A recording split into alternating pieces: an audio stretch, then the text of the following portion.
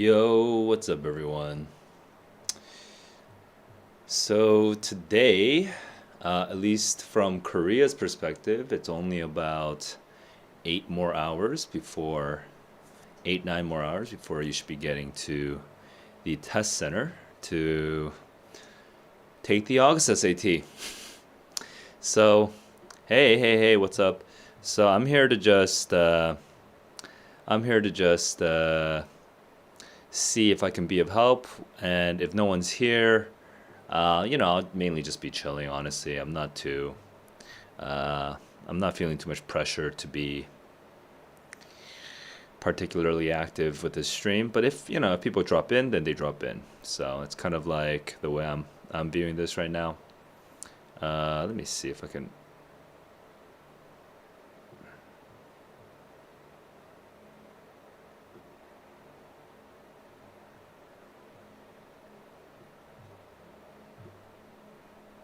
Oh, okay. I'm just messing around right now with some settings so that I can make sure that I can see your chats when you come in. Uh, that's looking pretty ugly right now.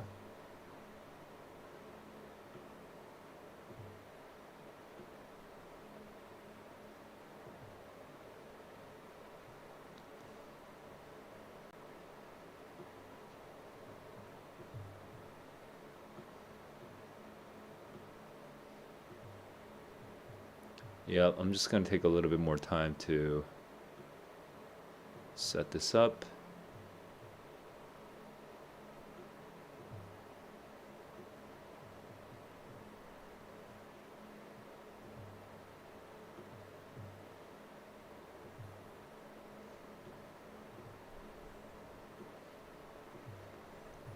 Okay, so I think that should work for my views. I can see everything that I want to see.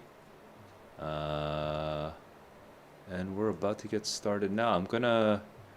First thing I'm gonna do is share my,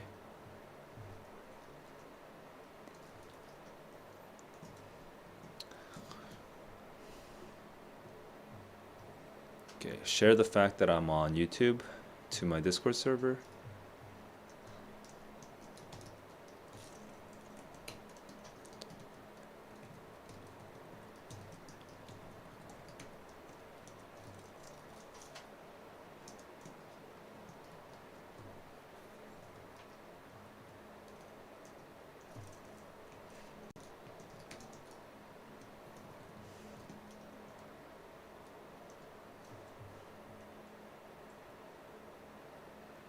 All right, so I'm just right now quickly just sharing the fact that I'm going live into my Discord server.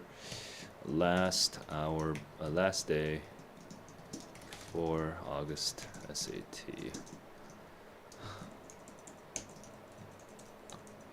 Streaming now, last day before August SAT.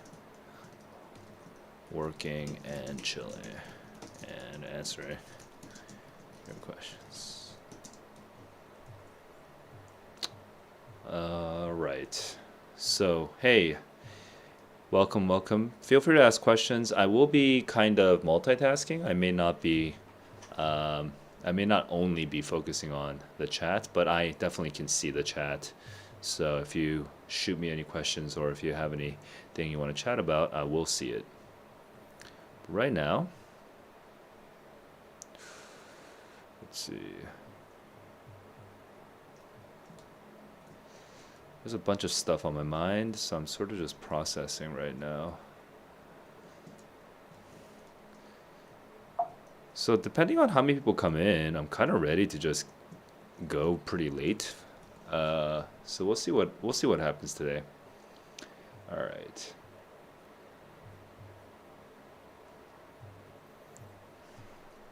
And I'll share my screen soon. Just doing some final setup.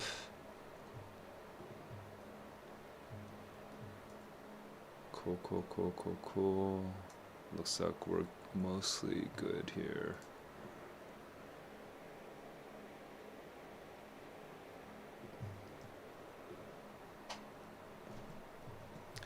All right.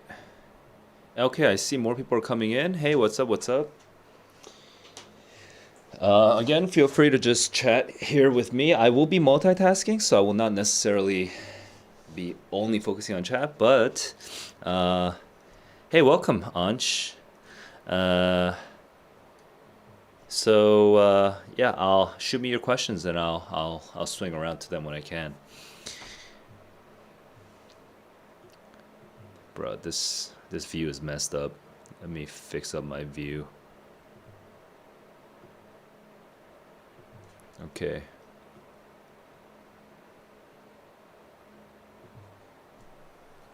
You're confident for math and reading? Isn't that like the hardest stuff? It seems like you're pretty good. I don't know if you're cooked or if you're cooking. Seems like you're cooking. Oh shoot. I had to do a bunch of like technical stuff. I'm assuming you guys can hear me. Yes, just confirm that you guys can hear me, because I forgot to test my audio before starting my stream. I had to do a bunch of like reinstalls for like technical stuff. You guys should be able to hear me though. Yeah, let me put my earphones in so I can monitor myself real quick. You can hear me. Nice. All right, welcome to the stream, guys. Right now, what I'm gonna do is I'm gonna start by catching up on some conversation on Discord that I haven't gotten around to because I was so busy. So I'm gonna start there, and then I'll probably swing around to Reddit for a bit, just do a quick scoop on what the kids are talking about, and then maybe after that I'll see what I feel like doing. Give me a sec. Okay. And awkwardly, hang on, let me just double check. Awkwardly, there might be. Oh no, you're good. You're not gonna hear feedback loop. So here we go. Awkwardly, there might be. Okay, yeah, there we go. Yeah. All right, so technical issues are mostly out of the way as far as I can tell. And here we go. All right.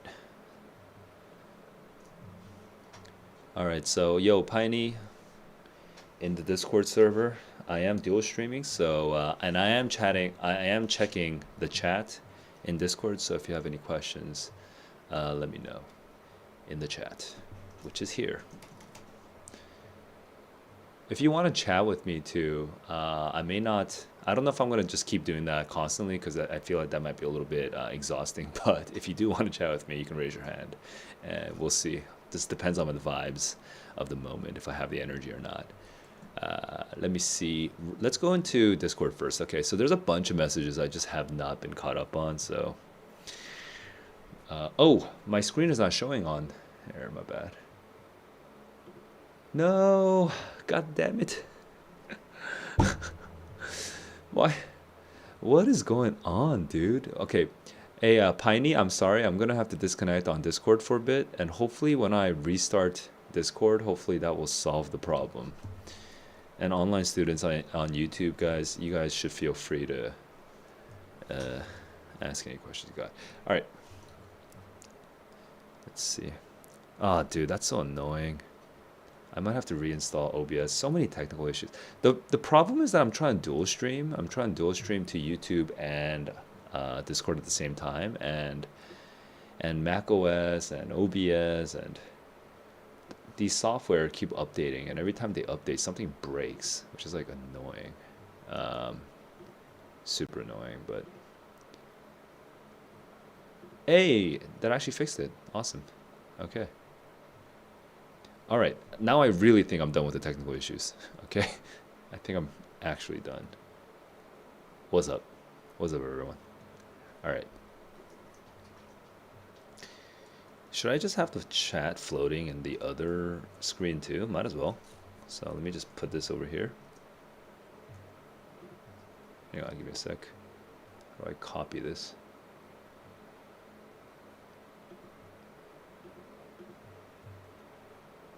Copy. And then paste. Hell yeah. That's ugly. That's really ugly, I know. So let me fix it up. Oh, dude, that's distractingly terrible. But, I'll just hide it for now, and we'll figure it out later. All right. But believe me, I am watching. Dev, what's up? What's up? You guys are all in South Asia, huh? Hey, where's everyone representing? So we have like 3 viewers right now. So where are you guys all from?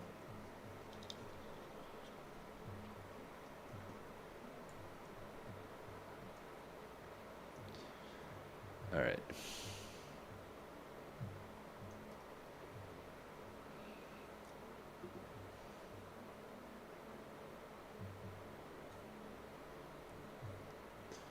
Okay. I've been behind on all this, so let's go. India, Piney, what's up?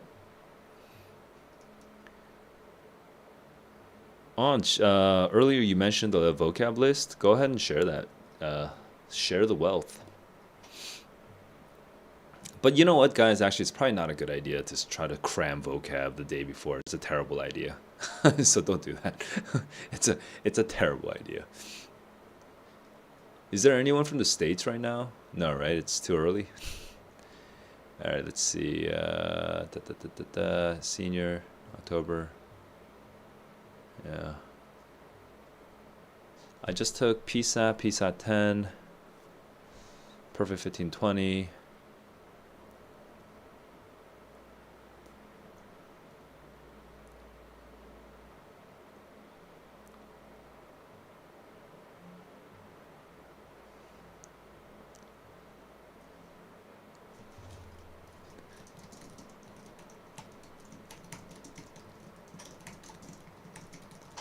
Doesn't offer. So right now I'll just quickly summarize for viewers. Smog is asking if he scored 1520 on the PSATs, what does that predict for the actual SAT? But PSAT doesn't offer questions.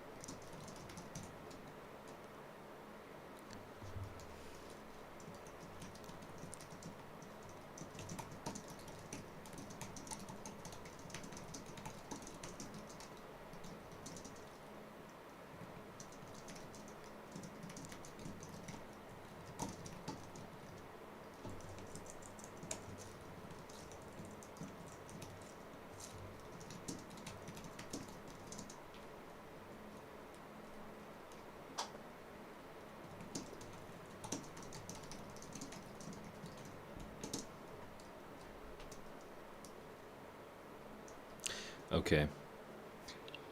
Yo, everyone's saying that they don't know what to do, but you guys aren't telling me you guys aren't even sharing what the struggle is. So it's like, sorry, bros. I don't. I. Dang. Maybe the thing you should do is just chill. Um, Here. Okay. RSAT. Let's go. Let's see what nonsense is being spoken about right now.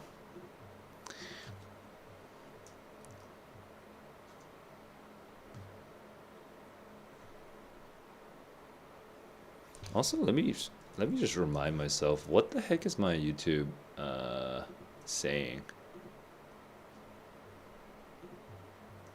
Day before August ST. Maybe I should rename this.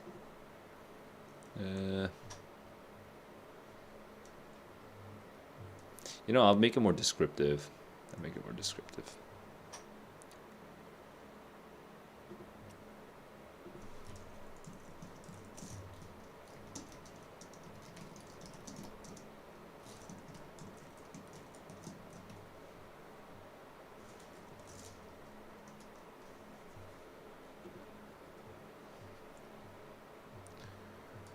Okay. Silly mistakes in math? Oh, dude, I don't know what to do, but I actually have no tips for math because I don't even try to solve math. Hey, does anyone in the chat have tips for math?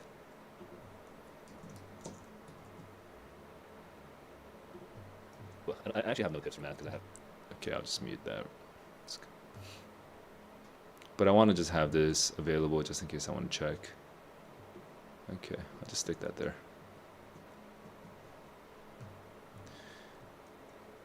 Practicing 1400s. Nah.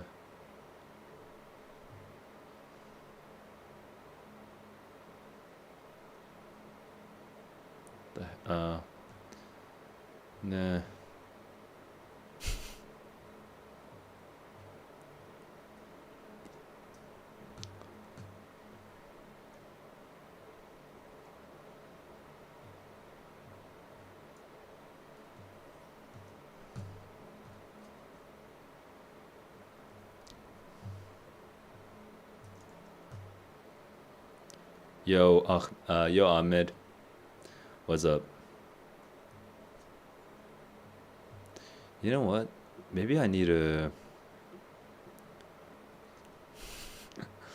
You know what? I'll make this more spicy.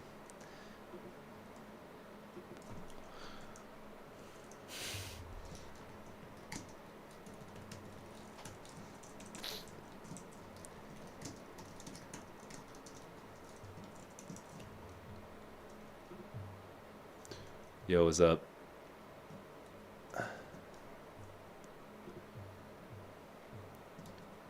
All right. I can't. I just changed the thing. Oh, don't you need to print this? You do need to print this.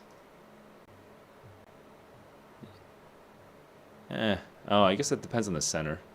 Yeah, you know what? The best answer is to ask the center, but it's just safer, especially in America. In America, there's this like the pathological hatred for people who don't prepare. And some places, some people will literally just, you should. I don't know what it is, but in America, when I go back, it's like these.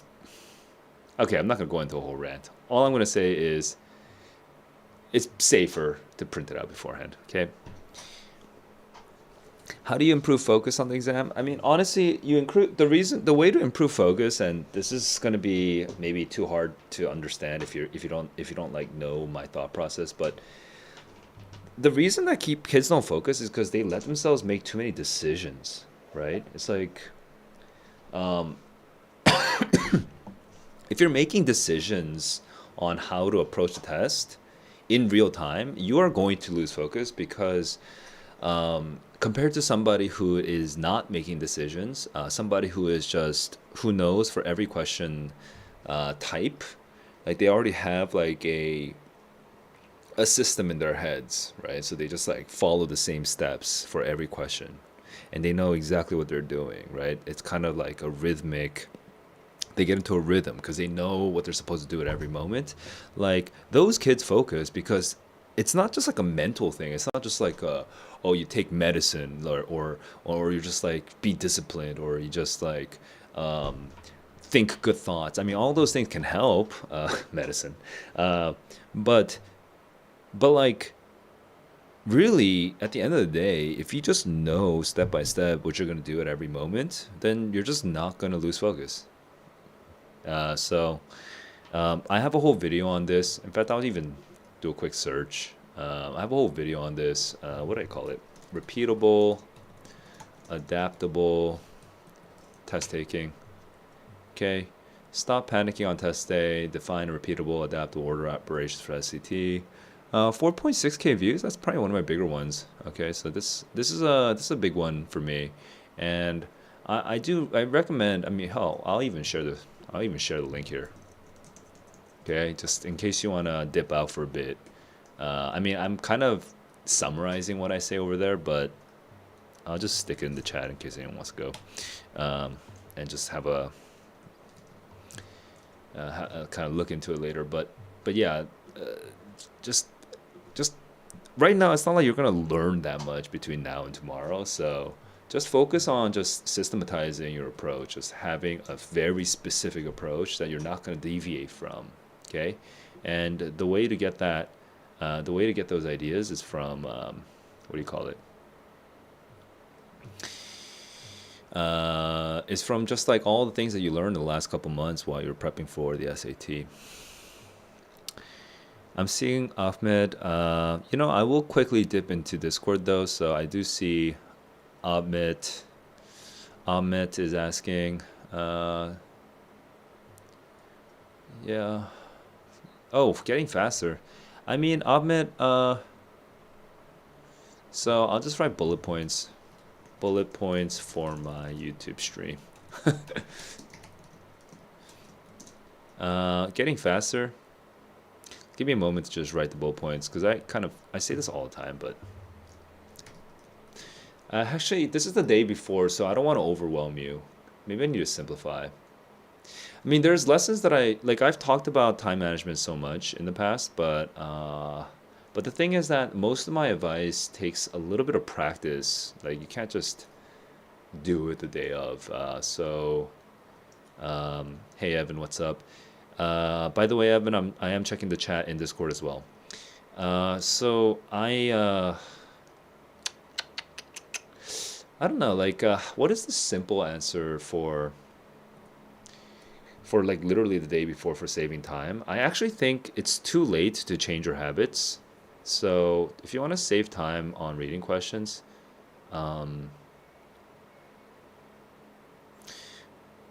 paradoxically, I think the way to think about it is not about saving time. Uh, what kids try to do is they try to rush the reading, but when you rush the reading, you actually end up spending more time on the process of elimination because then you look at A and then like A says something ludicrous, right? Something ridiculous. So, but the thing is that you don't know that it's ludicrous unless you spend 15 extra seconds reading the passage slowly. But because you try to rush the reading and you saved quote unquote 15 seconds on the passage, you end up reading A and you actually spend more than 15 seconds just double checking that A is ludicrous because you have to reread the passage. So that's the paradox that people don't understand. They think the problem is that they read the passage too slow. But if you actually watch my streams, I usually read slower than most of my students. I don't know if you've seen my streams. Uh, you might notice I'm a very slow reader. I am very slow on the left side of the page. The difference is that I actually am, compared to you guys, way faster on the right side of the page. A lot of times, if you watch my stream, a lot of people have told me this. They're like surprised that I can get the answer in like 10 seconds or less, 5 seconds. Like, even for hard questions, because I read the passage slowly. And this is that trade-off that most kids don't really factor in. They just think every word is like a equal. Like literally they're just thinking a word count. That apparently if it's 700 words, you know, every word is equal to each other. But they're not really factoring in the answer choices and how long it takes to actually process an answer choice. So that's the paradox. The paradox is that reading faster on the passage actually wastes more time. So how do you read faster? You don't read faster. You actually just read at a regular pace, but you just become more honest with yourself about what score you can actually get. You can if you're getting 0 wrong on module 1 and 7 wrong on module 2, that's not by accident. Module 1 is easier. Module 2 is hard. It's like fucking hard, you know? Of course, so you're not, the goal isn't to try to get two wrong in module one and two wrong in module two. It is totally normal to get like one wrong or zero wrong in module one, and then like suddenly get five wrong or seven wrong in module two. That's totally normal. Okay, I think you need to accept that first. And specifically, you probably need to accept that if you're getting seven wrong on module two, then you just deserve, probably, I mean, assuming this is just the general average of your scores from your recent practice test, you probably deserve to get like a 720, or no, well, seven. It depends on which question you're getting wrong. So I don't really know which question you're wrong, but it could be anywhere between 680 and 720, right? Is that mostly tracking with the numbers you're getting? When you get seven wrong, what score were you getting? Um, so if that's the case, if you just accept that you're probably gonna get something like seven wrong, then actually the crazy thing that happens is that that gives you the freedom to skip questions with glee. You know what I mean? Just like maybe question 1 and 3 and 10 and 13 and 15, 1, 3, 10, 13, 15, maybe those five questions are just overwhelming for you, right? You read it, you're like, what the fuck is it talking about? You try to predict an answer, but you're like, whoa.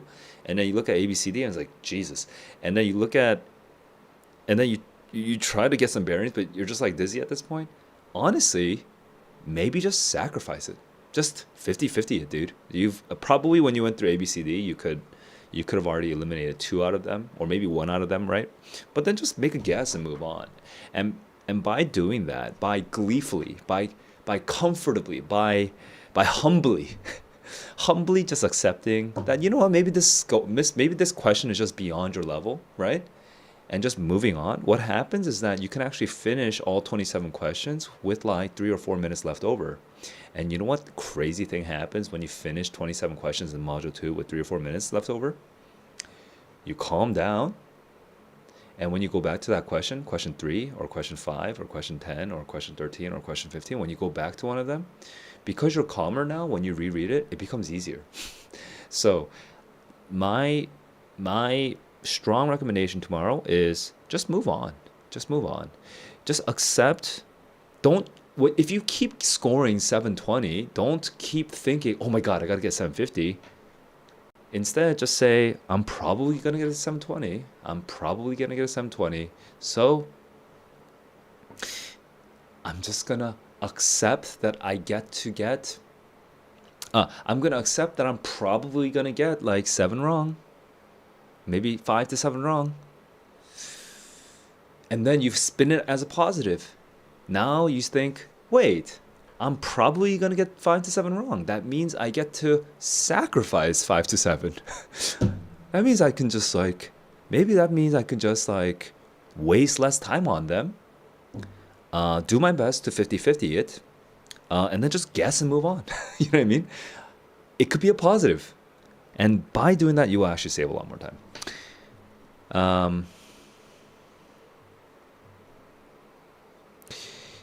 So let me just try to. I feel slightly overwhelmed by the multiple windows here. So let me just get my bearings here. 720, 620. Rough. Let me see. The dates here is newest recent, right? 620. Oof. Okay, so I know. So yeah, I guess you know what it is. Actually, if you're doing that well on the PSAT, but this poorly on the practice test, on the for the SAT practice test, that probably does mean there is some test taking techniques that are a major issue. You probably panicked on practice 6, right? And practice 6 is actually practice 5. Practice 5 and 6 are they don't feel easy. They don't feel easy. It's very easy to get overwhelmed. And probably what you did is you panicked and you really kind of obsessed about question, I don't know, 1 and 4 or something, and then that already sunk a lot of time, and then you probably panicked again and spent a lot of time on like question 9. And then at that point, you realize you were starting to fall really behind time, and you started rushing. If I watched a video of you taking this test versus this test, I bet this video is you just like barely breathing and rushing and not reading, and your eyes will go left and right and left and right and left and right in a sort of frenetic way. Uh, and yeah, the whole reason you got the score so much worse than even your previous SAT ones, right? Even a month before, the reason you got worse is because you panicked.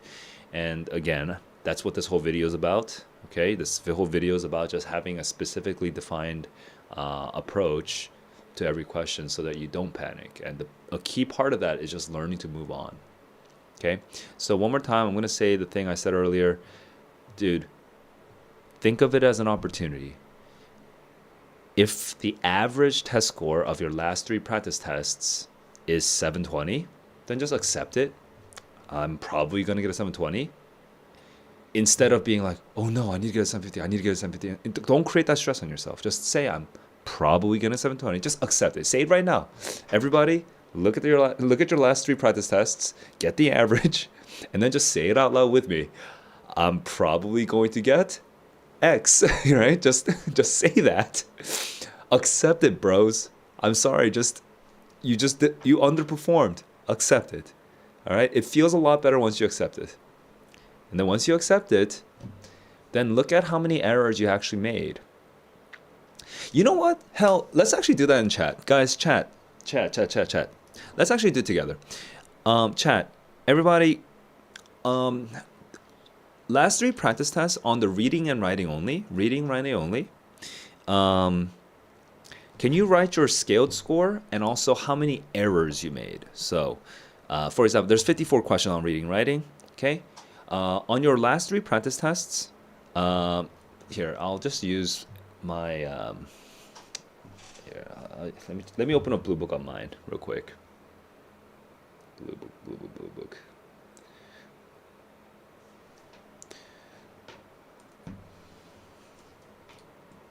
Oh no, wait. I need to log in. Chat. Go into your Blue Book, or don't not your Blue Book. Go into your Blue. You don't even need to go into Blue Book. I just realized you can just here. I'm just gonna hide my screen real quick while I log in.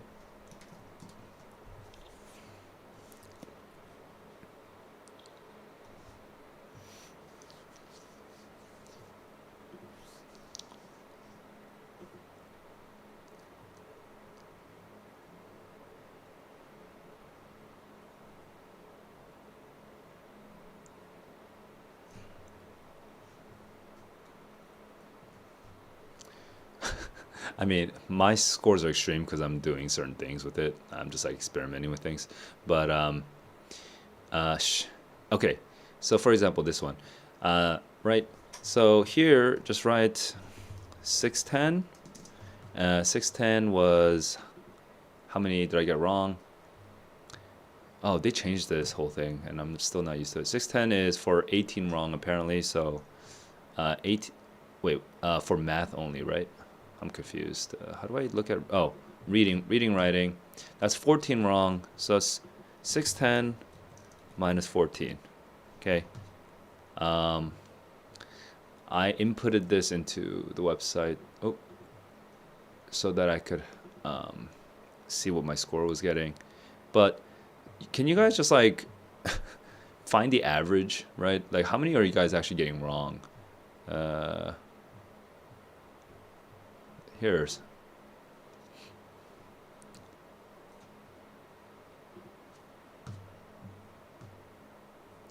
This is, oh, it's wild. They don't even say the scaled score up here. It's crazy. Okay, so this was minus 18 on the reading, writing. That was 510. 510 minus 18.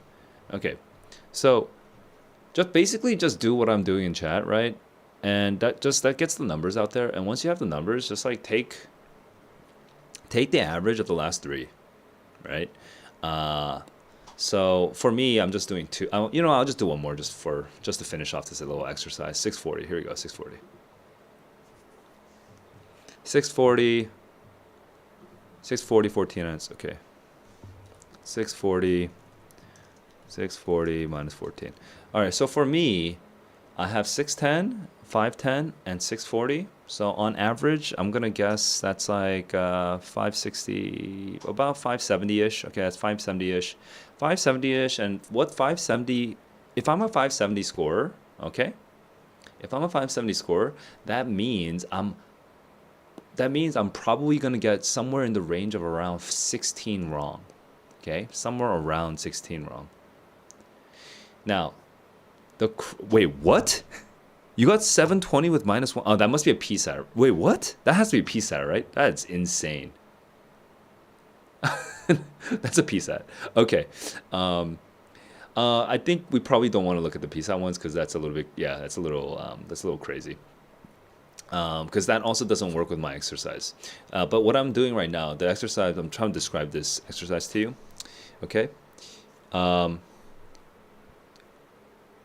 If you take the three, all right, and average it, the three of mine, if you average it, it's going to be something like 570, 580-ish, okay? So if I'm a 580 scorer on average with my last three practice tests, okay? Psychologically, first thing I'm going to do is just tell myself, hey, I'm probably going to get a 580 tomorrow. Okay, what that does is it kind of releases you to sort of chill out, okay? Instead of just stressing yourself out by being like, oh no, I need to get 600, I need to get 620 or whatever. Just accept it first. I was getting 580 on average. I'm probably going to get 580 tomorrow, okay?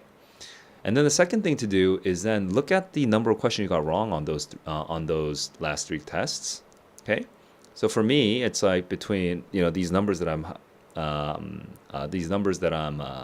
posting are between 14 errors and 18 errors, and you should just say, hey, I was getting 580 with 14 errors to 18 errors, so let's say I get to make 14 errors and still get the same score. I get to make 14 errors and still get the same score. Now, why is this useful? Because now this is no longer just purely psychological. This is also practical.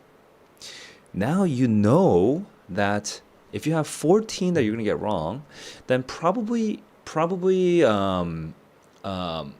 if you divide that, so on average that's like 7 questions per module. If you're seeing the easy module, then maybe you'll get 10 wrong in the first module and then 4 wrong in the second module, something like that, right? But what that means is you can actually strategically use that knowledge to be like, oh, I'm going to get that many wrong anyway.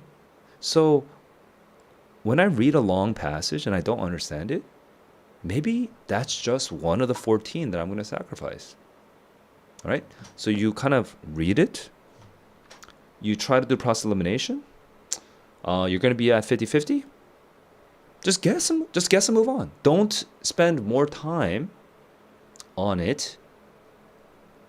You don't need to spend more time on it because you've already accepted you can move on from it because you're accepting that you're going to get around 14 wrong. And by doing this, again, I'm going to say this one more time. By doing this, paradoxically, you will actually speed up. And when you speed up, you're going to feel more comfortable. And when you feel more comfortable, you can go back to these questions and you can actually recover some of them, which might be able to increase your score ultimately. It's 6 p.m. over there. Should you take... Oof. I don't know, man.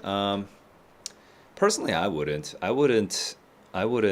spend more time solving more practice tests because I think the main thing is that the amount of benefit you gain from that practice test and the amount of harm that you gain from that practice test might cancel each other out or tip negative. If it's 6 p.m., the main issue that I have with that is that you might just cause yourself more anxiety. Now, if you are not a very neurotic person, like you don't feel anxiety very often, then it might be worth it. But more important than just learning, like solving more questions and just like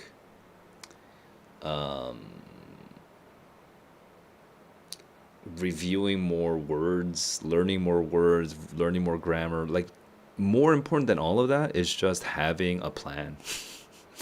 and that's something, again, I linked it earlier, but just being able to commit to a plan for tomorrow. Okay. Um, so what's the plan? If you've seen my streams at all, you'll know that the way I approach a test, the way I approach a reading test is I read the passage, I predict the answer without looking at the answer choices, and then I have a pretty clearly formed idea in my head. And then the first thing I do is, in a very quick skim, I look for an answer choice that says what I was thinking. Okay, I look for a perfect match. It's like, oh, C is just saying exactly what I was thinking. It's just worded differently, but it's what I was thinking, right? I look for a perfect match. If I find a perfect match, then I just select it and move on. I don't even do process elimination. I completely skip process elimination.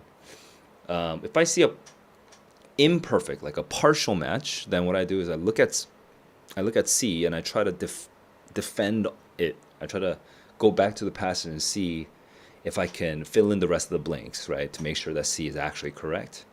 And then if it is, then I just choose it and move on.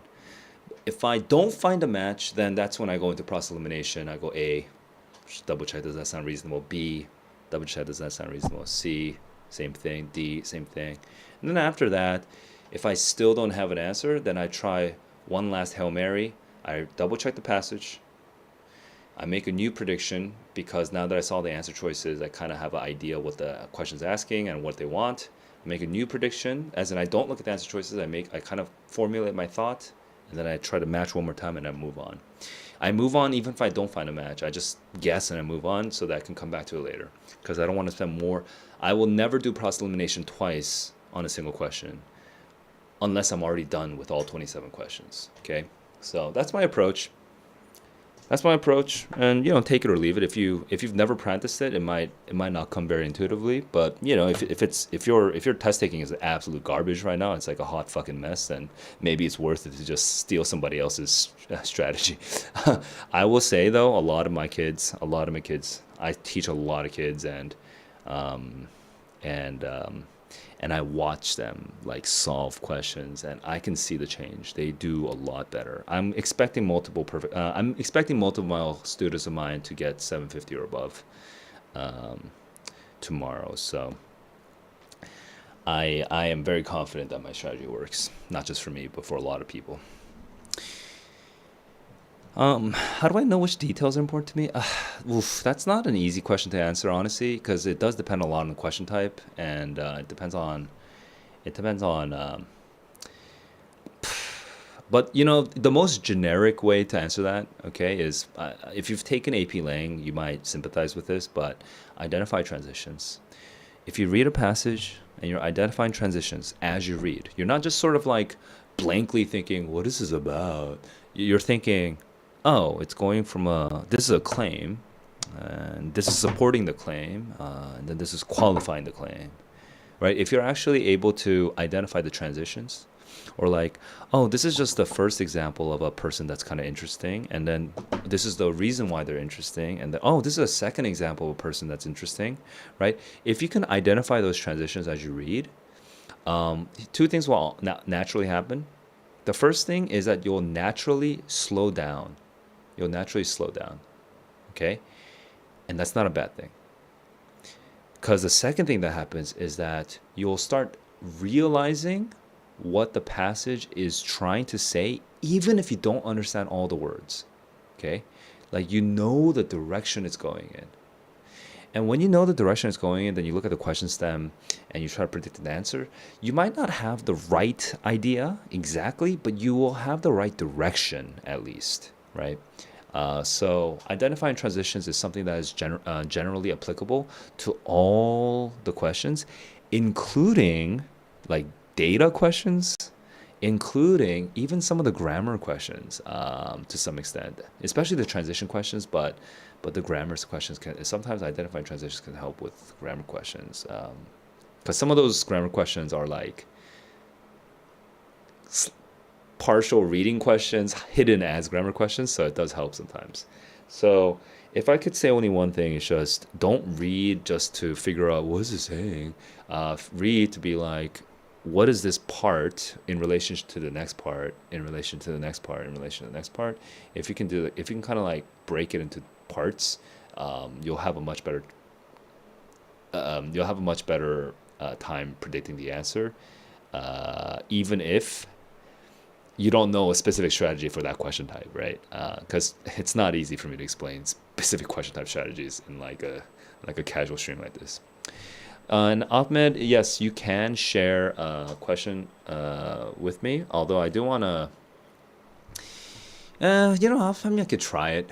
I mean, I'm a little tired, so I don't really want to solve a question personally. But you know what, Ahmed, since you've been active, I'll solve one question. So there's two ways to share that question with me. But probably the easiest way, I know Ahmed, you're already in the channel here, so I'm looking at this channel. You can just share it there. Yeah. Yeah, trusty. If there's two or three words you don't know, man, it just means that you're unlucky with the vocabulary, or maybe you just didn't prep enough for your vocabulary or whatever, right? So if you make a guess, if you make a prediction, and if that prediction is right, because sometimes your prediction is not right, but if you make the correct prediction, then usually out of the four words, you'll probably know like one or two of them, right? So at least for those two, if they're not the correct answer, you can just eliminate them, right? And the fact that you can eliminate them, that's already good work, man. If you have a right prediction and you look at the two words that you do know and they don't match your prediction, then just eliminate them. And now you're 50-50, and that's increasing your probability of getting it right. Just make a guess, move on. And maybe at the very end, when you're done with all 27 questions, you can come back to it. Maybe you'll suddenly remember the definition for one of them or something like that. Maybe not. Who knows? But you can come back to it and try it again.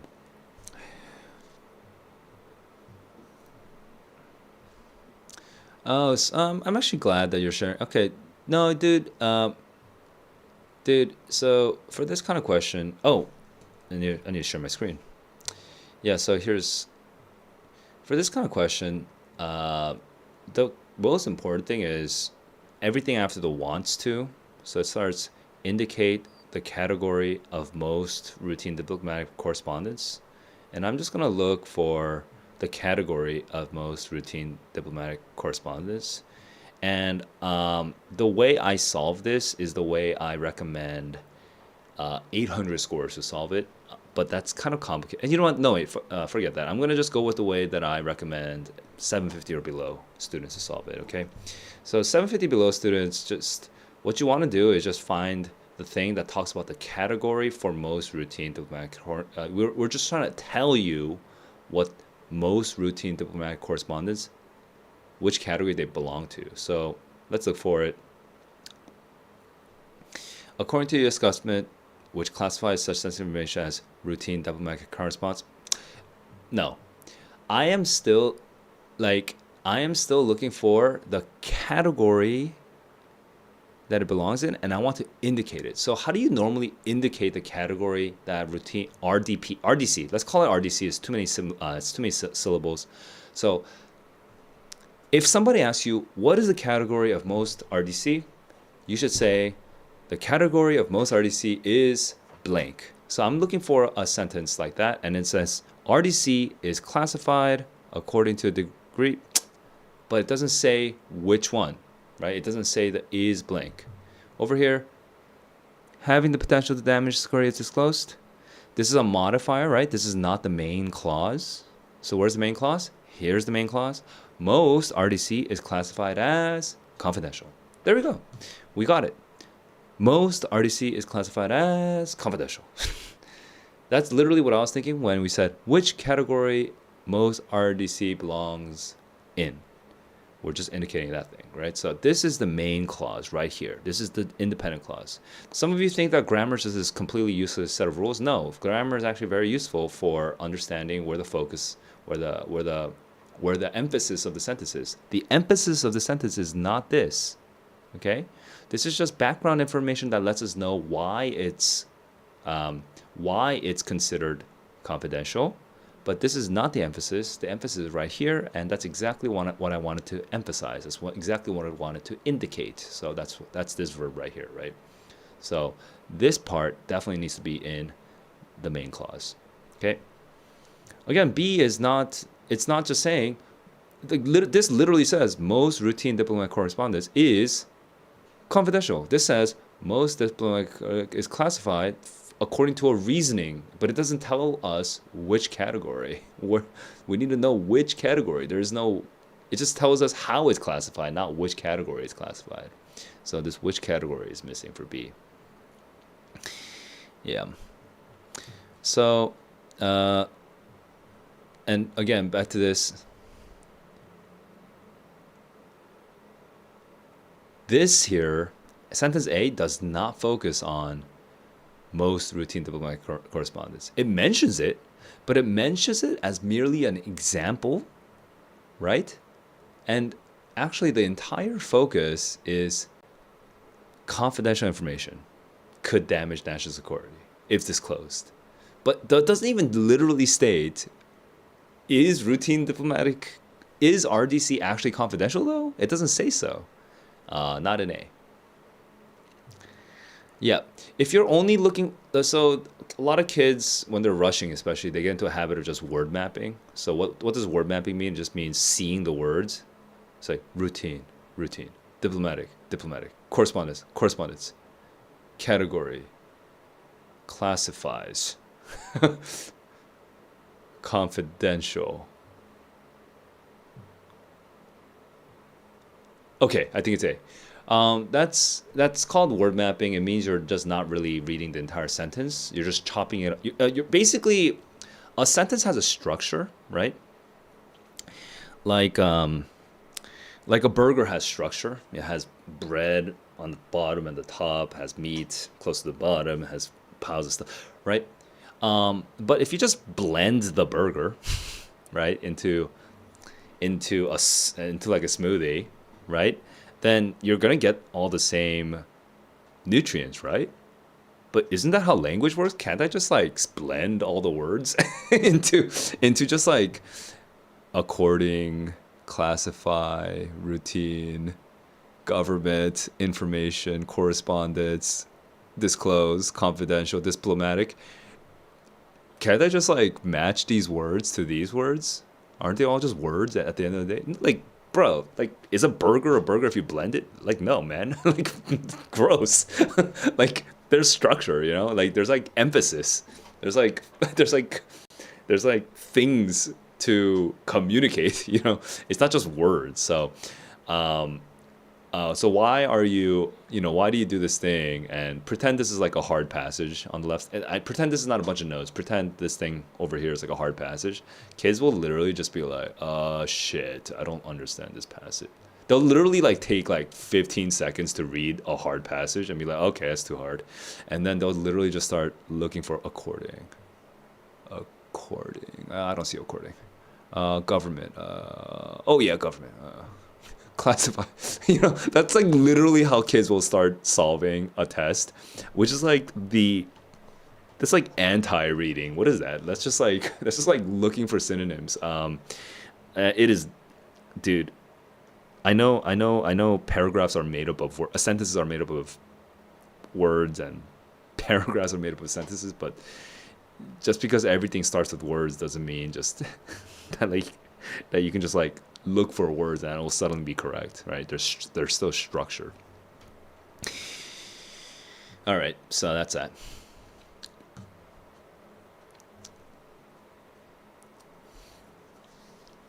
Let me see. We're out of time.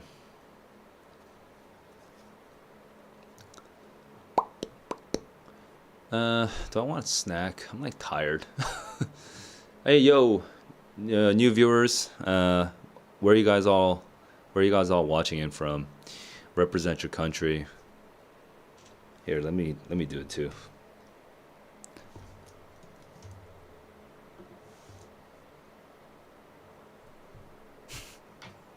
That's the Korean flag.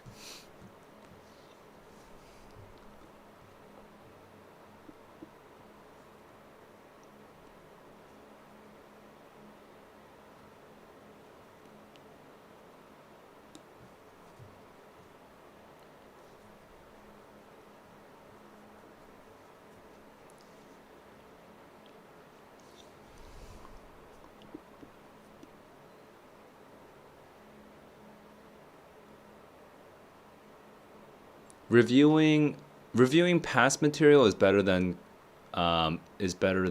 trying new questions, by the way.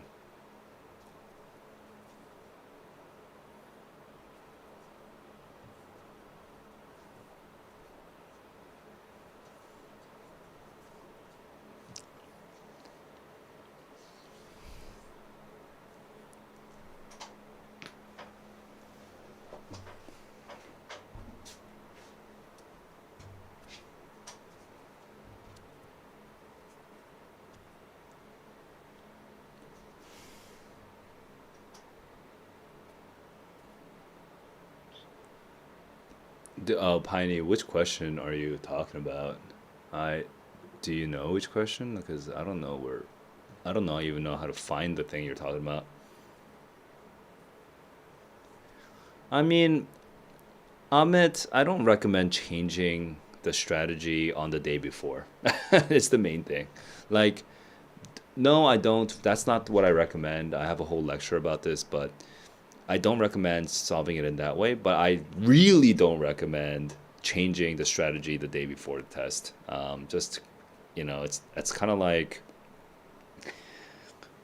um, it's like if you're like a baseball pitcher and you've been practicing throwing like curveballs for the last month, and suddenly tomorrow, suddenly the day before a game, you decide, wait, what if I do knuckleballs though?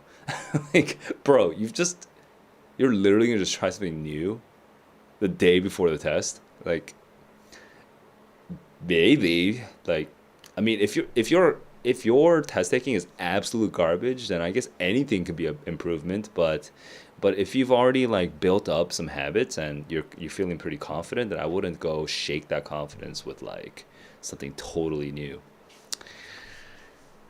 Uh, yeah, so I would not recommend changing anything at this point.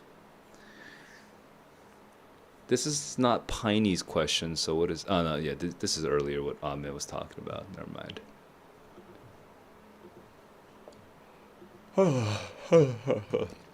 Okay, let me write some notes for myself real quick. I need to start planning my next move.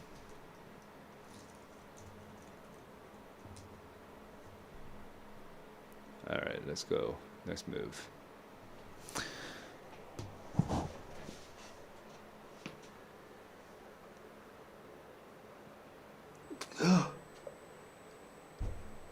Oh, dude.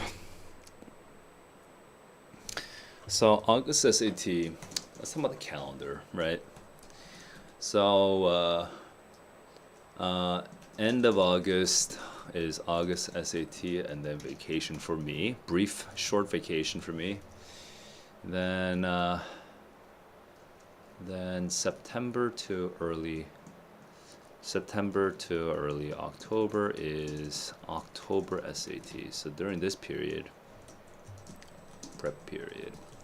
During this period, I know I'm gonna have some tutoring kids, so there's gonna be tutoring coaching. Okay, and then I'm also gonna have. So I'm still doing my YouTube book club. Uh, so I'm definitely gonna do that. Um,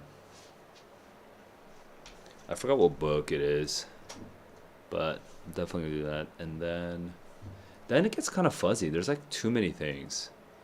So I do. Oh, right. SAT DSAT question writing. So I'm writing my own questions. Okay. So those are the big ones. Uh, my main job is I'm a full-time teacher, man. I've been a teacher since 2011. Um, I worked in tech companies for a couple of years. So I worked as a product manager for a couple of years, for 4 years. But but I came back to teaching because I love teaching. Um, and I know how to build products now, so that's kind of cool. Um, let's see. DSAT. So here's, yeah, and then I probably want, okay, and then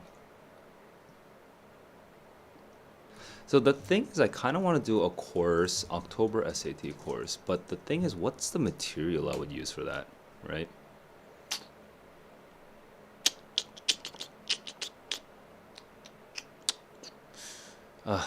So much stress. So I don't even know. I'll just put a question mark next to it for now.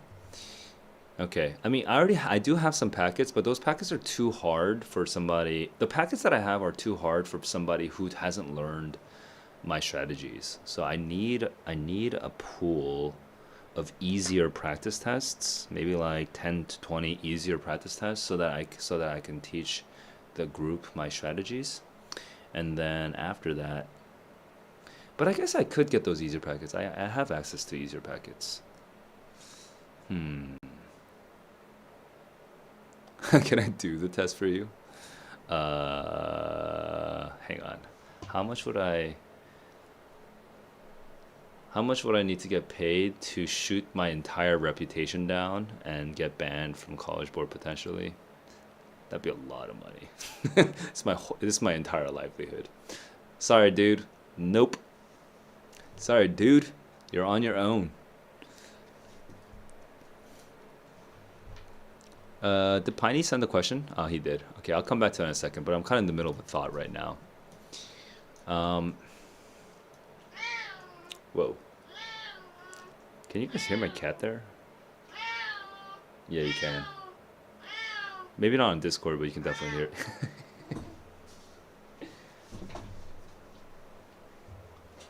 Hey.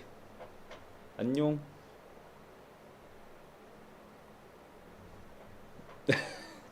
Alright, I'll let you go.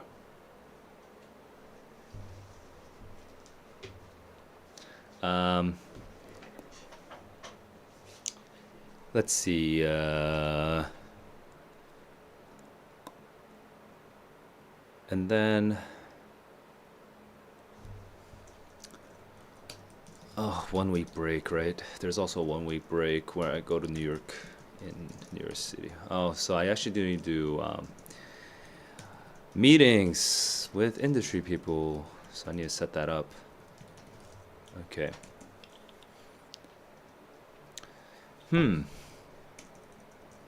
There's all that. By the way, guys, just because I'm doing my work doesn't mean you can't ask me questions. Just ask me whatever you got, and I'll swing around to it.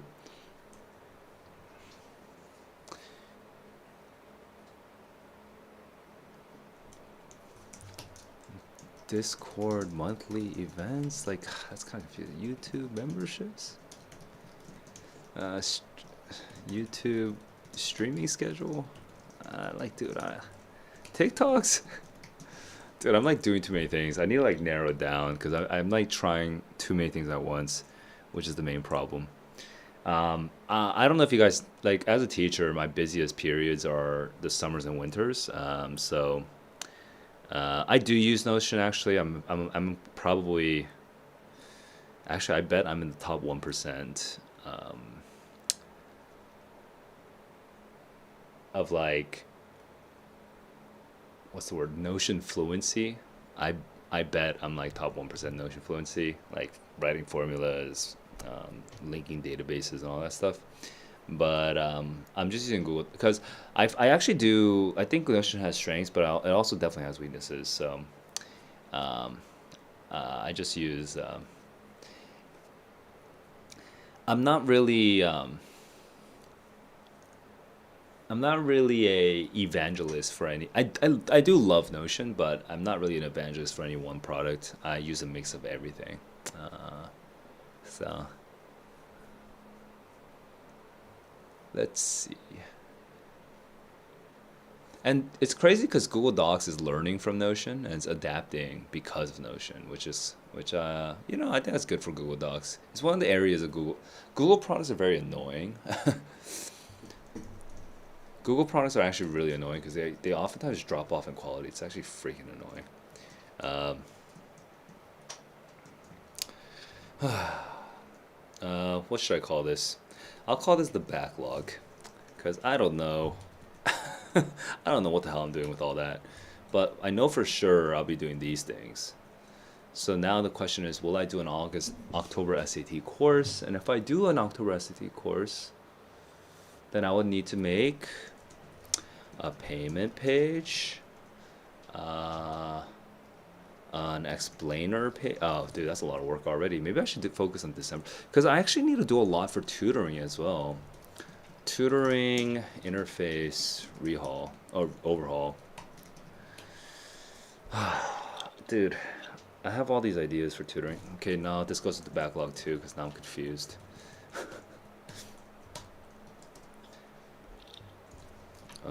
Feedback system,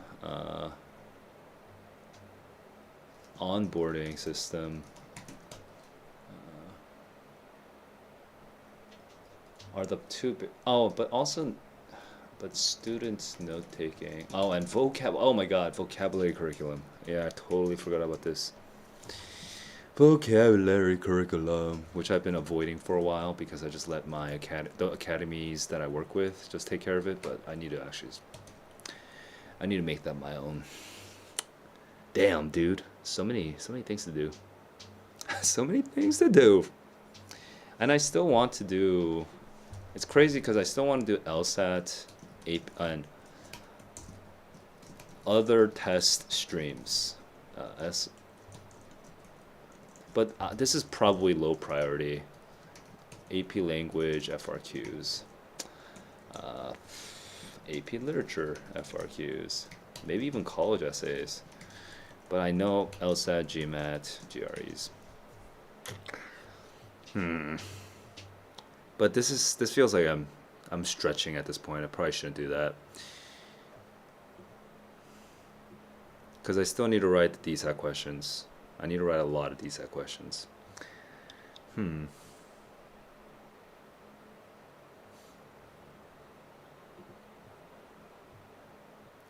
me see. Can I change the scale? There you go. That is super ugly. Let me see if I can. Plenty. That was more natural, right? Okay, cool.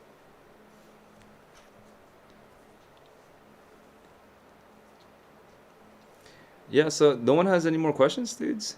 All right. Oh yeah, I forgot to switch back to Piney.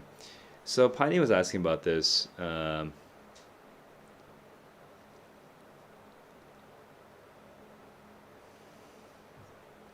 Oh, this one? Oh, this is like a messed up question. I still hate this question. I still hate this question. Isn't this stupid question like the I think this was poorly written question. Where is it? Comparing Vietnam and Mongolia. uh, Jesus. Even though Hanoi.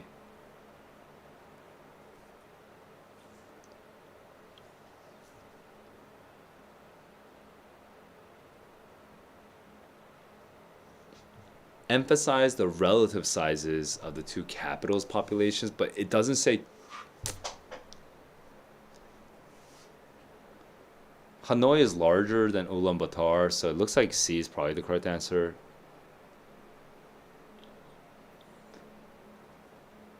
Ulaanbaatar accounts for more of its countries.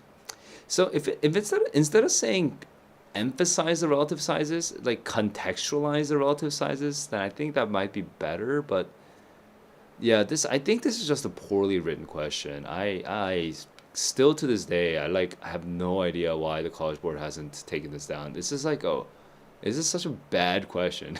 Dude, it pisses me off. So like what the hell, come on. Relative size. Like what the hell does relative size? Exactly, that's what it means. How large it is compared to another object. That's like literally what I'm thinking. But then the way they capital city populations. Oh my god, it pisses me off. Capital cities. Okay, maybe relative size is a concept. Okay, so let me see if it's a concept that I've just never learned. Capital cities by relative size within their country. Right, so this is just saying sixth largest, but at least it's clear what it's talking about. But see, now this is relative size within their countries. So this means like, for example, what the heck? Why is it? Why is the Zoom? Okay. Oh, why is the data not even there? That's ridiculous. Okay, they only have these couple. What the? This is such a silly map. You could literally just look up populations of all these other countries and just add them to the. So annoying. Anyway, China, Beijing, China is the second largest city in China according to this map. Okay, so yeah, that makes sense to me as relative size uh, within the country. But what the hell does this mean, dude? Like, who came up with this? Emphasize the relative sizes of the two capitalist populations? What does that even mean? Relative to what? Relative to each other or relative to their own countries? Like, this is such a terrible question. Like, God. This is like the one out of all DSAT questions I've seen. This is like an actual legit stinker. I don't think there's any stinkers I've seen except for this one. This is an actual stinker. Um, Even though Hanoi is larger than Ulaanbaatar, that sounds like relative size, relative to each other, 7 million. And then it says emphasize the relative size. Ulaanbaatar accounts for more of the country's population. So it's like, the hell? Is that an emphasis to say that at the end? And I think C is the correct answer, right?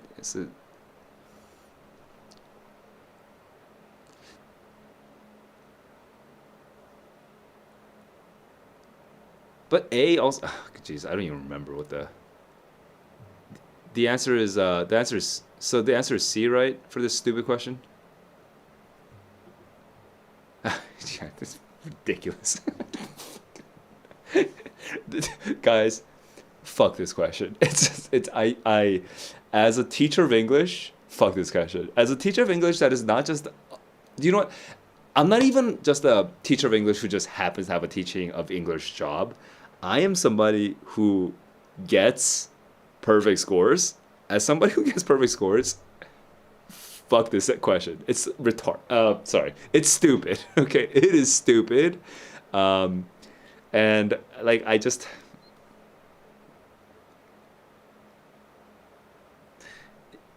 no, just no. This is not a good question. Don't learn from this question. It's a stupid question.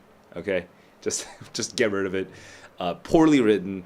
If you want to emphasize the relative size of the two capitalist populations, you just say something like, um,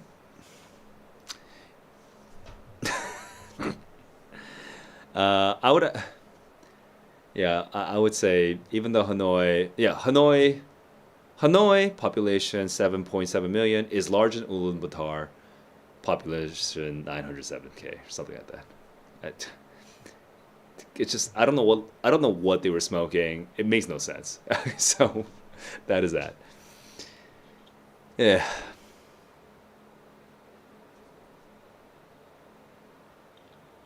So yeah, I think this one's a hard question because you're just not reading. Kids think they don't have to read, but you have to read, dude. Hey, genes are affected by many factors. Not the least of these factors is the protein product interactions. Protein product interactions. Wait, protein product of other genes? What the hell is this? Proteins expressed by human genes. Protein products of human genes? Protein expressed by human genes? Are you saying that the human proteome affects the genome? Yes, that is what we're saying. We're saying that the protein products of other genes, the proteins expressed by human genes, the human proteome, is not it's not the least of the many factors that affects a gene. Okay? The proteome is very significant for understanding what affects the genome. So, if we learn that a gene is affected by many factors, not the least of which is the if this is a whole confusing, we can just say including a gene is affected by many factors, including the interactions with the protein products of other genes. Then what would you say then over here? Efforts to better understand gene mutations related to disease have begun to consider protein. You would say as a result. You would say naturally. You would say therefore, right? You would say because of this lesson, we are now starting to emphasize the proteome. Okay, so that's the answer there. Accordingly. Okay. Therefore, naturally, what else did I say? I said multiple things. I forgot what I said. But anyway, I said therefore, I said naturally, I said as a result, right? All of those also match up with accordingly. That said is the opposite. That said is for concessions. No. That said's the opposite. That said is totally. Look, use that said in a sentence, man. Um, um, my friend Dan, he's a friendly guy. That said, he can be a little crude. Okay, you make it. It's for concessions, or it's for saying the opposite of or it's going in the opposite direction. Okay, you're conceding some fact that isn't as flattering or doesn't totally agree with your initial characterization. Yeah. All right. Hey, bring on the questions. Bring on the questions. I'll swing back around. I hate that stupid question. Piney, thank you for reminding me of that question, and no thank you.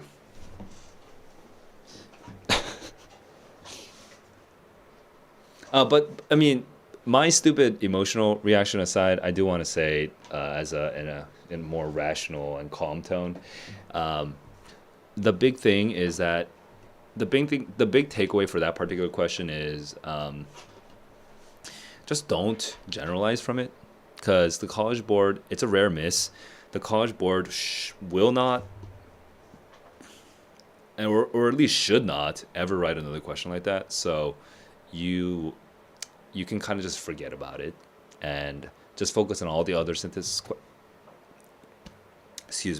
Focus on all the other synthesis questions, especially some of the ones from practice test 4, 5, and 6, because they got a little bit more creative with those.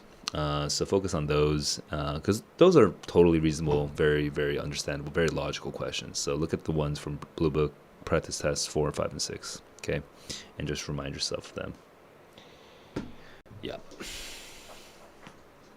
Ooh, I just remembered some other thing that I really need to do, which is very important.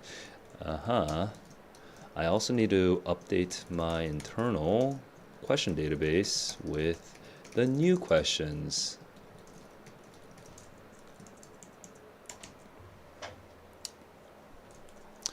Because the Blue Books has added some new questions. I also haven't personally added the PSAT questions in there either, so I need to do that.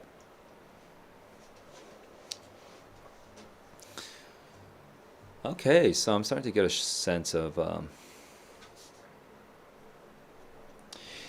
old English language. I mean, this goes back to what I said earlier in the stream, but if the language is old, you just have to accept that you're not going to understand all of it. But what you can do is you can identify transitions. I had a relatively recent stream about this. Some Discord community member asked me about speed reading, and I was like, bro, don't come at me with that nonsense. But I decided to humor him. Let me go find it.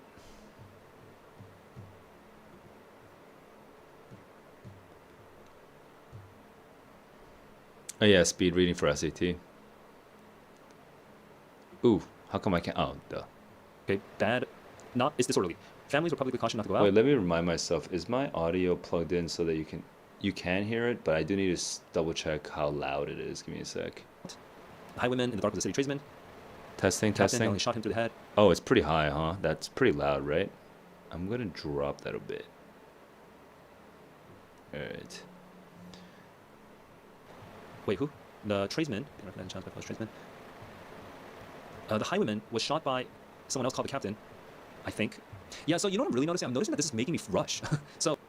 Oh, okay, yeah. This is when I was actually trying the speed reading exercise, but before I did it, I was just reading it. I was just showing you how I normally read. But actually, this is probably not the best. This is actually for much harder. I actually wouldn't recommend watching this one. Now that I'm seeing it again, I'm realizing it's not appropriate. So I'm just gonna go back to what I said earlier in the stream, which is identify transitions. You might not understand what the passage is saying exactly, but I guarantee you, okay, I guarantee you, not guarantee you personally because I don't know your level, but let's say I have a class of 50 people, okay, 50 people who are motivated to take the SAT, of a variety of language development abilities or language development levels. Out of 50 students, I could show you like a really hard, like there's like a Melville question. There's like a Melville question in one of these, and you guys might even remember it. Give me a sec.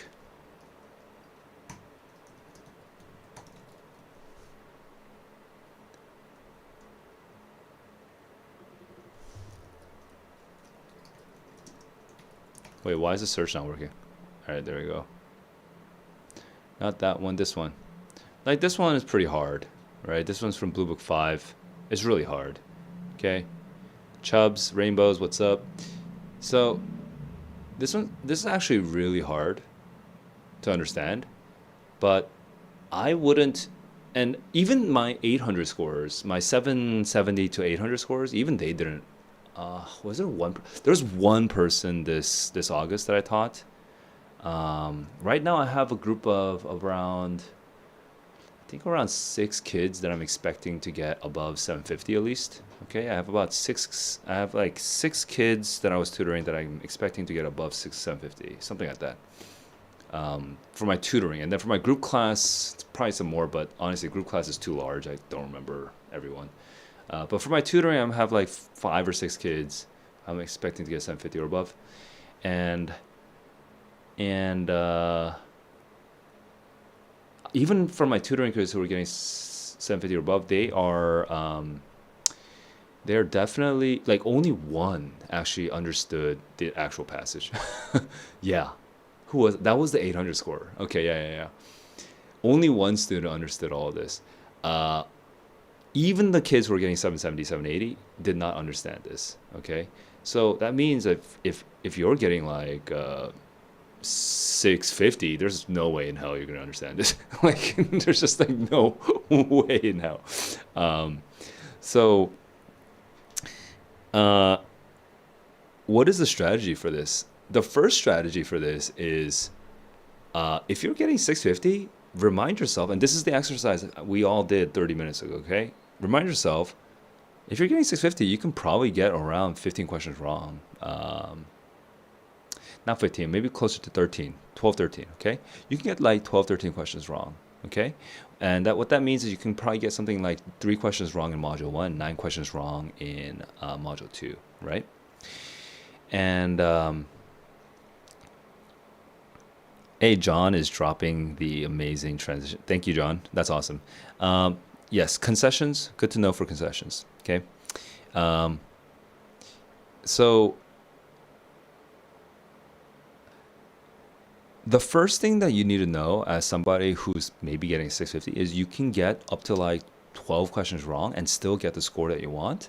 So what that means is you probably should just sacrifice this one, actually.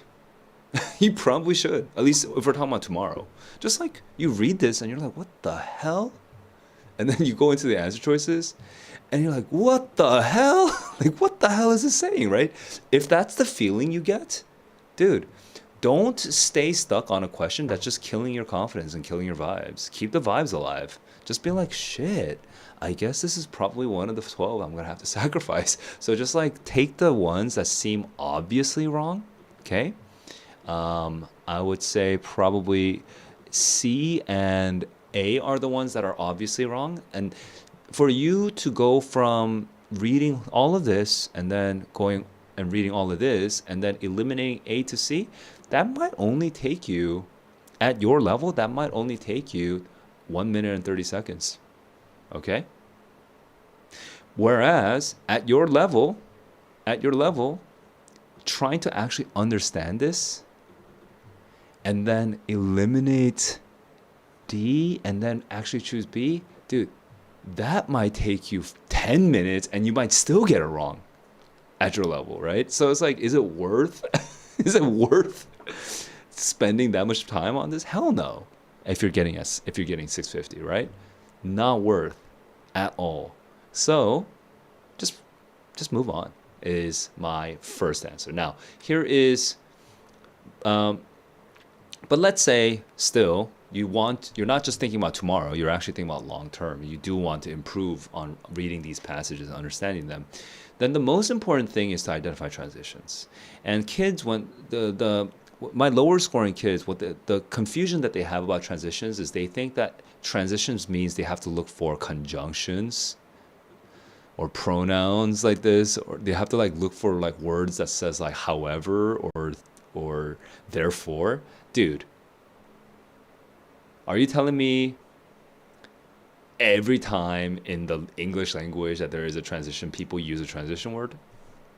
No. I'll give you an example right now. Let me say 3 sentences. I'll just make it up real quick. You're my friend. What you said isn't cool. You gotta stop doing that. Okay. I saw. Did you see transitions in the 3 sentences I just said? Right? The 3 sentences I just said is you're my friend. What you said isn't cool. You gotta stop doing that. Those 3 sentences has 2 transitions. Okay? Each of those sentences is a new part. First, it starts with a concession. Hey, even though you are my friend. Then it goes into a reason or grounds. What you said isn't cool, and this is the reason, this is the grounds for what? For my advice. You gotta stop doing that. Okay? Concession, reason, advice. I did not use a single transition word. I just used my tone of voice and I just said it, right? So when you're reading a hard passage like this, and if you want to improve, not for tomorrow, but you're actually just trying to improve for the long term, I recommend that you're reading this, and it's like, okay, he hired himself out at the end of the time to receive it. Okay, this is why he hired himself out. And then there being no, I don't freaking understand, but this sounds like something bad happened. So he hired himself out for some reason of land, and something happened that was bad. But I don't get it exactly, right? But there's something with like proving false that sounds bad. I'm not too sure, but it sounds like kind of bad. And then you read this thing, and they're like, holy shit, crazy long double dash. Okay, it's a non-essential modifier. So let me just read the main clause first, and then.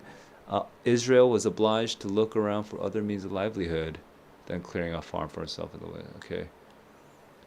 I'm seeing other than, so he's doing something not clearing a farm. And that's not perfect, okay? You're not going to understand everything unless you have really good vocabulary and everything, all that stuff. But like if you had really good vocabulary, then you wouldn't be asking this question at all. But what you can do is you can actually break it into parts, and then you can start getting the idea, like what you're looking for, and that will slowly help you to figure out what exactly is happening, okay? Yeah, a lot of people struggled on this one, yeah? Yeah.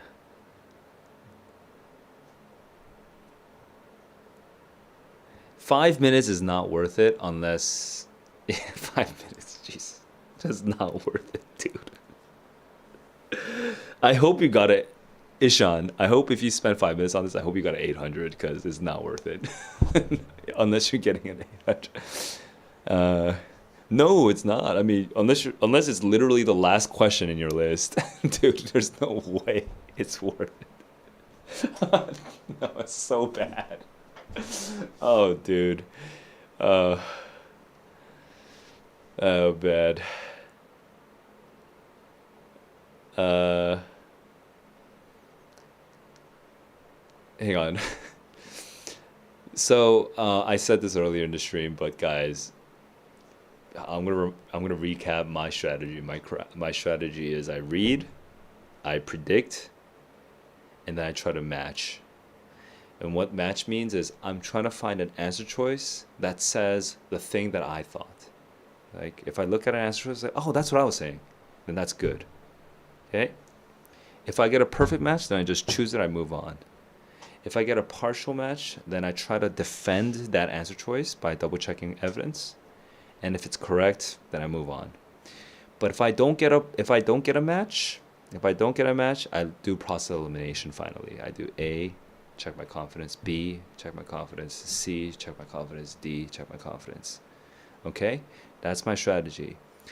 At that point, I read the passage, I predicted, I did process elimination.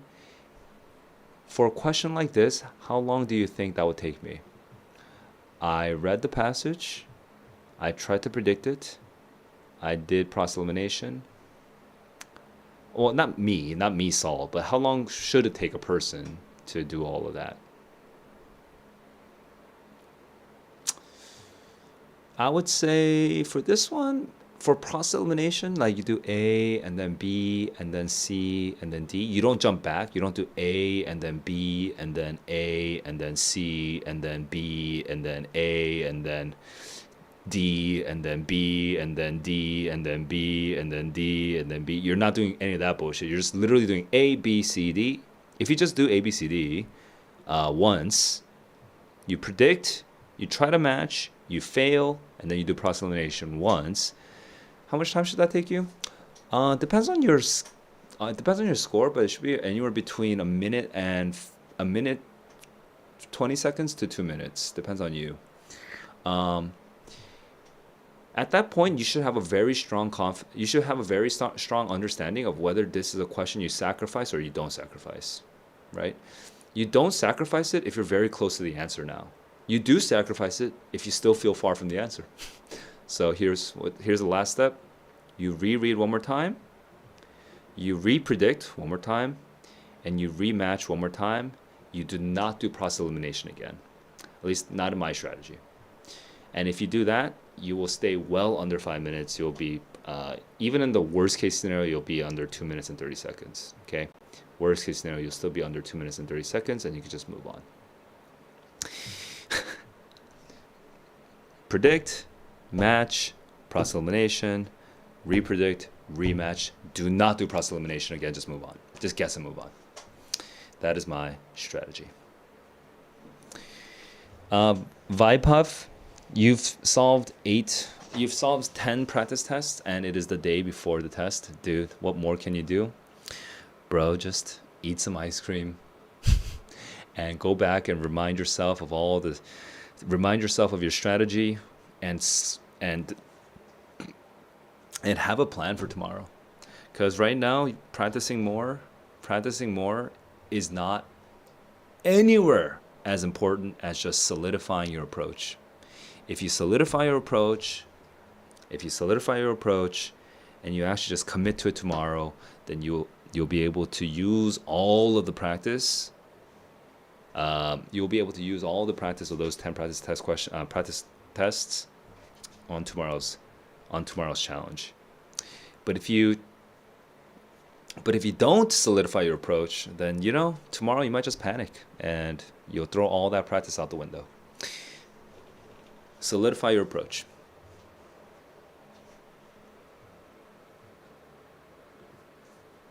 I mean, what can I do, dude? Yeah.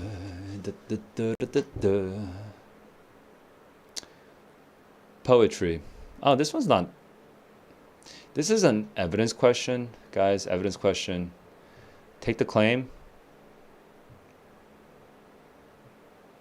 Take this claim, break it into parts. The poem highlights an ambivalence towards poetry. What does ambivalence mean? Mixed feelings. As the speaker acknowledges its merits, that's while also expressing a sense of displeasure. So that's 1, 2, 3, except in this case, 2 2 and 3 together means 1, so I'm really just looking for acknowledging merits and sensing this sense of displeasure. I'm just looking for those two. So, dudes, defend this claim, defend both parts of this claim, get the merits, get the acknowledgement of the merits, get the expressing a sense of displeasure. You don't even have to have that good vocabulary. Well, you have to have moderate vocabulary, but not amazing vocabulary. Get the acknowledging of the merits, get the sense of displeasure. Let's do it right now. You just want both parts.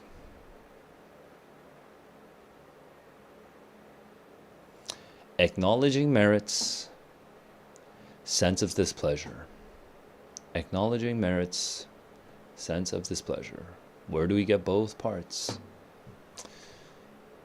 Discriminate against business documents? All these. It doesn't even talk about poetry.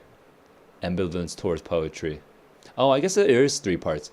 Ambivalence towards poetry is the first part. Merits is the second part. And sense of displeasure is the third part. Okay, so let's. This is not even this is just missing poetry. One must make a distinction when dragged by half poets. Then the result is not poetry. Wait, where's the this just sounds all negative. Where's the positive? Right? Oh no, you thought contempt was a positive word. Oh no. No. Perfect contempt, perfect hatred.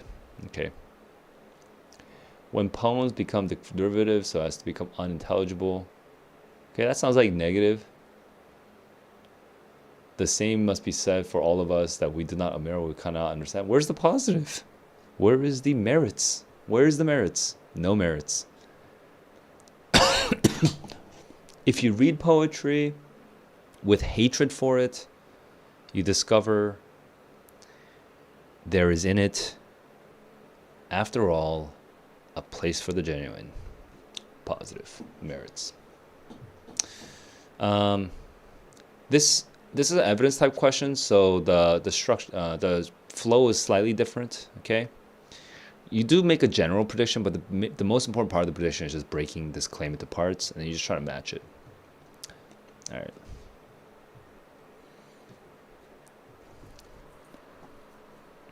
For that, you do need some vocabulary. Your vocab needs to be pretty okay.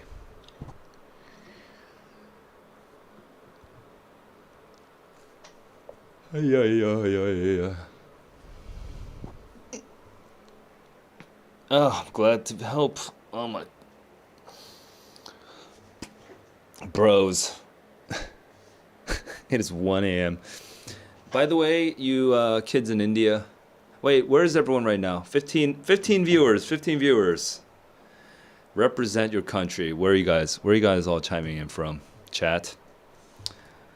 Type in your country. I want to see, because if there's anyone in Korea or Japan or China or Singapore, bros, go to sleep. Go to sleep. All right, good. Also, hang on, Singapore. Hang on. Even if you're in like Singapore, oh no, if you're in Vietnam or Thailand too, that's like only 2 hours. Yeah, that's already too late. Go to sleep. And do we have anyone from? We don't have anyone from India anymore. We have no one from India. We have no one from Dubai. 7:45. Hang on, what time is it right now in India? Because India has like that half hour, right, difference. That's like, that trips me out so much. It's like 3.5 hours. All right, but does India have multiple time zones? I'm not even sure, right? Oh shoot, that's crazy. All of this, okay.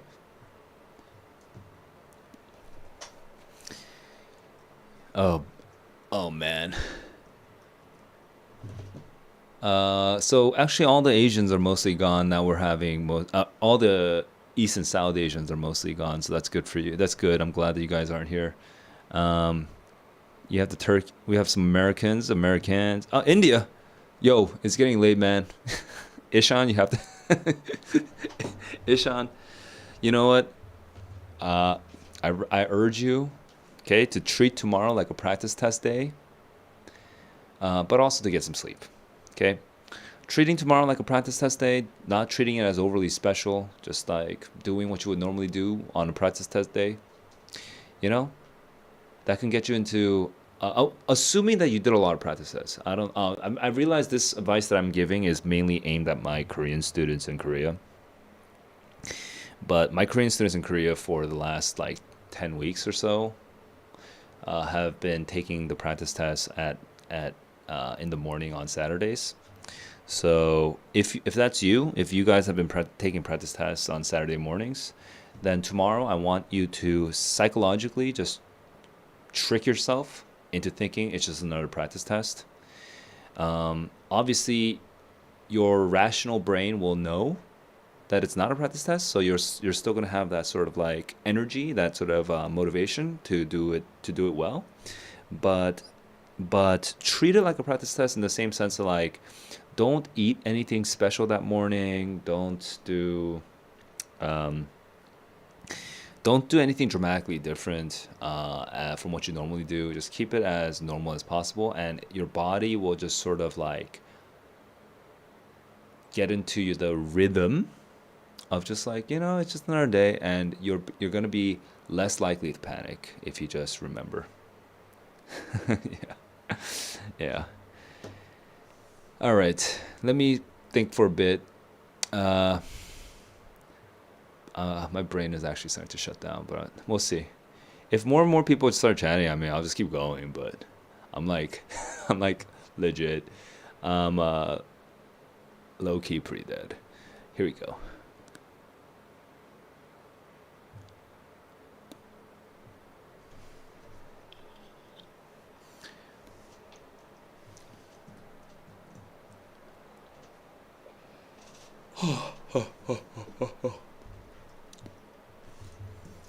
Tutoring expansion is a whole other thing.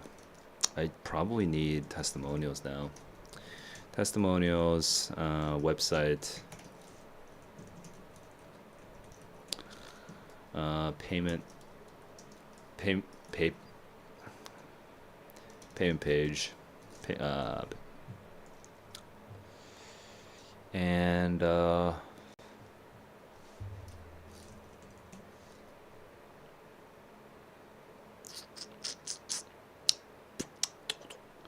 I mean, the crazy thing is, even if I don't market myself, I always have enough tutoring gigs. So why should I do this, right? I already have enough tutoring. But part of it is I'm trying to think long term, right? Ugh, I don't know. I don't know how I feel about this.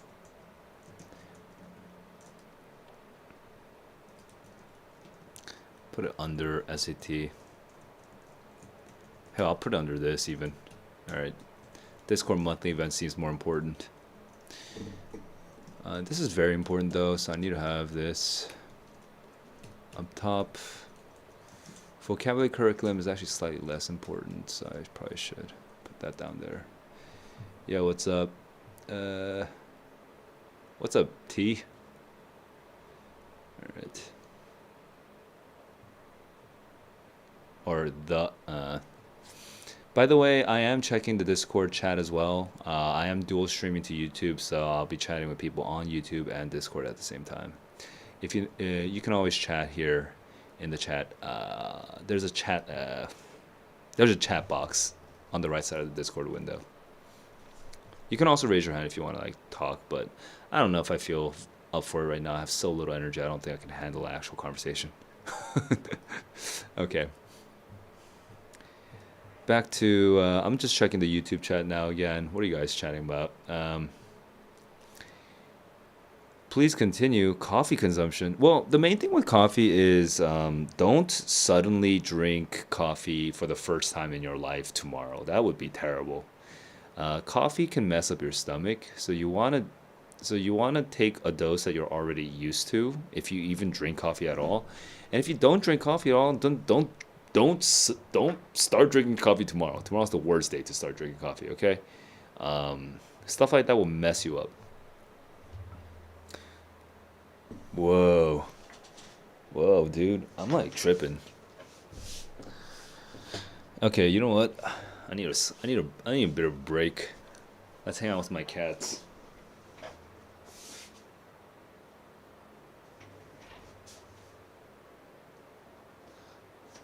They're probably wondering why I'm not sleeping. All right, I'm gonna take a quick break. I'll be right back. I just want some water. Whoa. Whoa. I'll be back.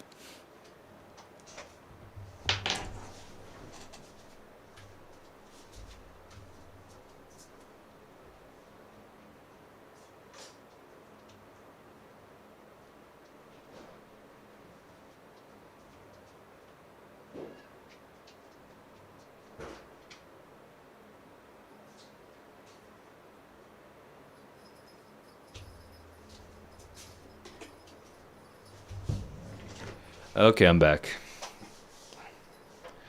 My cats are my cats are confused because I'm not sleeping right now.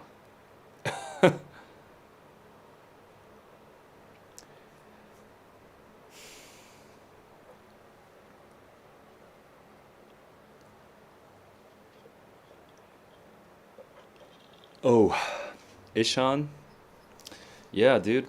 Um, Trick your body into relaxing, guys. Trick your body into relaxing.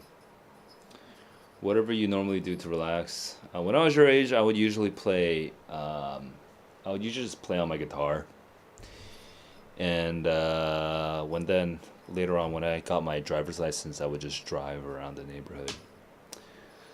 I mean, I was also religious, so I would also pray, but those were things I would do to just, you know, chill out.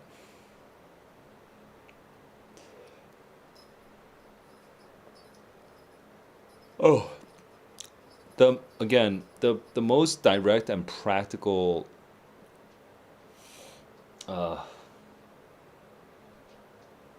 the most important thing is not to panic, guys. When people panic, the most common response to panicking on the real test is so tired. The most common response to panicking on the real test is kids will start hugging the answer choices, right? They'll they'll look at answer choices A, B, C, D and just hug it. And they'll be so scared to just read the passage because they think it's a waste of time. And they're kind of just begging the answer choices. Please, answer choice. Please, answer choice. Please be right. And what they do is they they just word map, which I talked about earlier. They're just looking for the words, right? They're avoiding reading the passage. They're just looking for the words because they're scared. They're scared because they're panicking. And at least if you've been using my strategy at all, that is not how you should solve the test. Okay, you need to just have some courage and read the damn thing and actually have a prediction. Um, and it turns out when you do that, you know, you'll have much more confidence when you make an answer choice than when you were just word mapping the whole time. Okay, just hugging the answer choice. The second thing that that a lot of kids do when they panic, is they start changing their sequencing suddenly. Like, let's say you spent this entire summer prepping for the SAT, and you started at the reading, like questions 1 through 27, just linear. But then suddenly on the real test, you panic. So you feel like questions 6, 7, and 8 and 9, 6, 7, 8, 9 were just really hard for some reason. And it's just subjectively you felt like 6, 7, 8, 9 you got screwed. And so instead of solving question 10 like you normally would, you would just like jump straight to question 16. Um, that's a panic response, okay? And these panic responses are not good for you. They, you will not perform better by changing your strategy suddenly on the day of the test. There's no way in hell that suddenly this new strategy that you came up with on the spot is better than the way that you've been practicing for the last month. There's no way.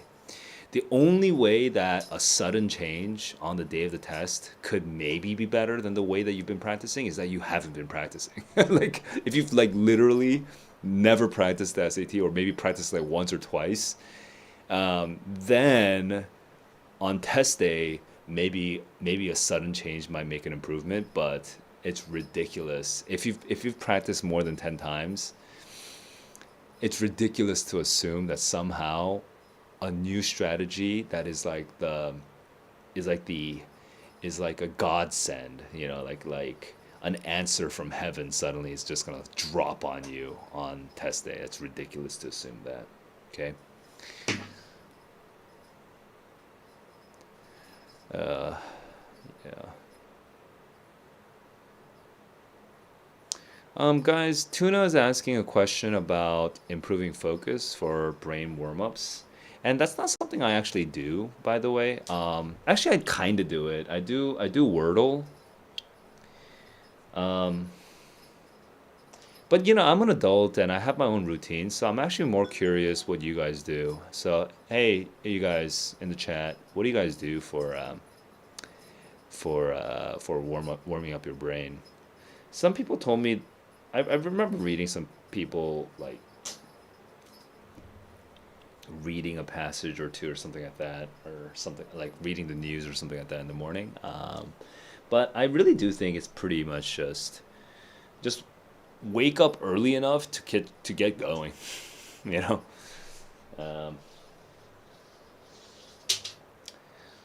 yeah.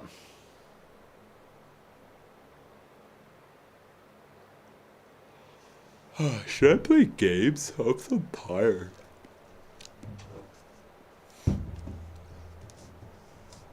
Exercise is good. Hey, squats and lunges. Squats and lunges. Maybe I should do a squat right now.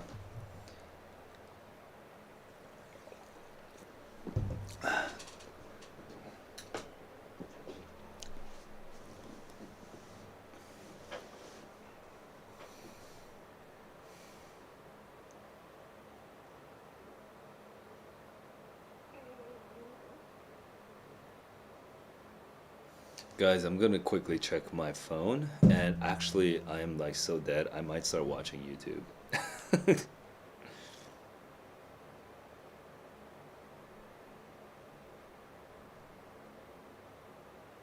Dude, one of my students just messaged me at one. Oh no, oh no, she's in the States. Never mind, she's fine.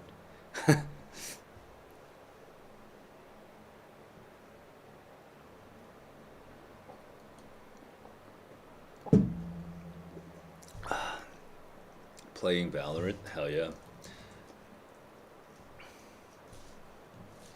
All right, I'm gonna go learn. Wait, when's my football team playing?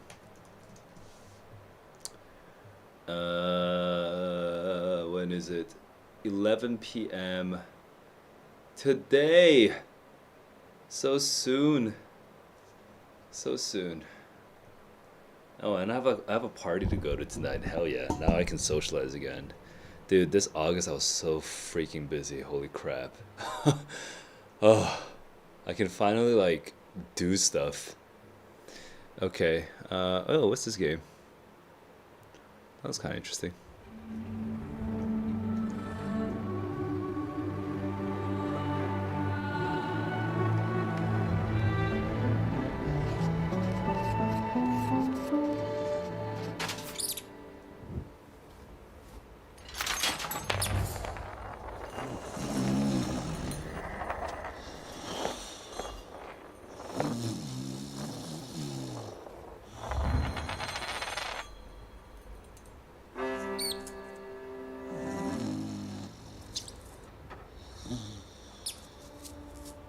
So this is kind of like Stray, except now you're a mouse.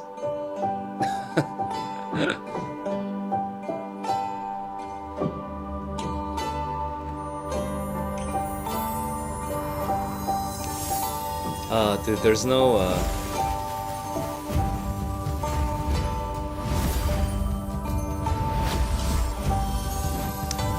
games these days I want to play. I tried playing games for the last couple of years, like 2 years.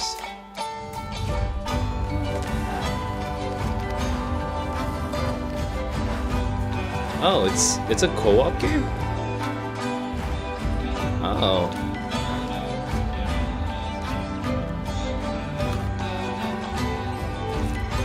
Oh, I'll probably end up buying this actually. I'll play it with my girlfriend. Okay. Wait, I saw a chat earlier. Oh, Gunners. Oh, dude, Gunners. Bro. No, I don't play Valorant, by the way. Does a well-written prose naturally... Oh, yeah. Long run? Hell yeah. Long run? Hell yeah. I actually have a good example of that. I had a good example of that earlier, like yesterday or today or something, but I had an example. I was talking to a student. Oh, yes, I actually remember this example. Let's go here. Let me actually give you a very concrete example of when your prose can help you with reading, actually. Give me a sec.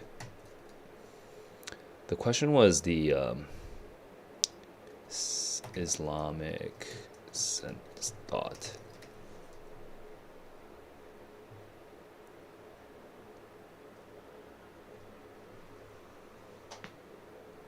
Wait, who solves one question every video? I don't think you're probably not talking about me, I think. Ugh.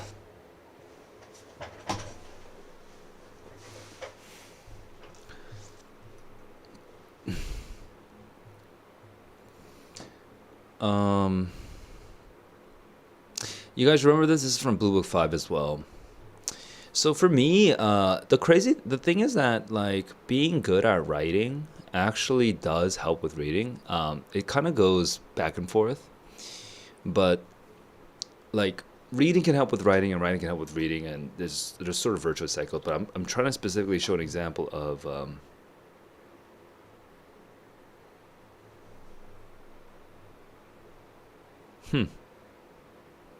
okay, what the heck? Anyway, going back to my point, the this particular this particular question is a little logically a little confusing. Okay, but for me, because I'm a good writer, I can take this clause, this subordinate clause, and this main clause, and I can kind of reshape it in my own head. So even though I can't reshape it on the actual Blue Book app, in my head, I'm basically reimagining what the sentence looks like to myself, so that like if you're able to get like a visualization of what I'm seeing in my head, and I'm not actually visualizing it, by the way, I'm kind of just stating it as if I am visualizing it to make it clear.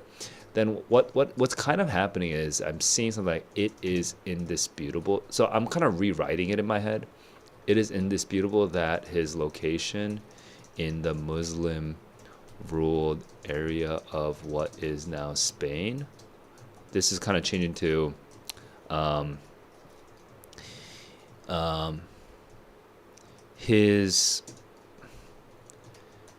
location in Muslim Spain. Okay. Um, Meant that his works were primarily available thousands of miles west of the era's center of Islamic thought. And I'm actually simplifying this. His location in... Oh, now I'm actually changing the way I'm doing it. He is located in Muslim Spain. So his works were far distant from the era's center of Islamic thought. Okay, so I'm kind of just doing this, like obviously typing it all out is slowing me down quite a bit, but I'm kind of rewriting it in my head as I'm reading it. Does that make sense? And then I see this while, so I swing back around. I swing back around to the while recent scholarship. So I'm kind of reading it backwards. Actually, I'm rewriting it where now I'm reading this sentence first, this main clause first, and then this independent clause. This subordinate clause or this modifier afterwards. While recent scholarship has undermined claims that the works of 12th century TCIPIB were blank from other MP of his time, right? Okay, so I'm just shortening it for now. So now I'm getting back to the part of the sentence that I need to actually predict. So here I'm just making a prediction at this thing. I'm reading, it is undisputable. His location Muslim Spain. He is located in Muslim Spain, so his works were very distant from the center of Islamic thought. And then in my head, my prediction is something like, but his works were blank, but his works were blank with the other Islamic thinkers. Right? Islamic thinkers. This is Islamic thought.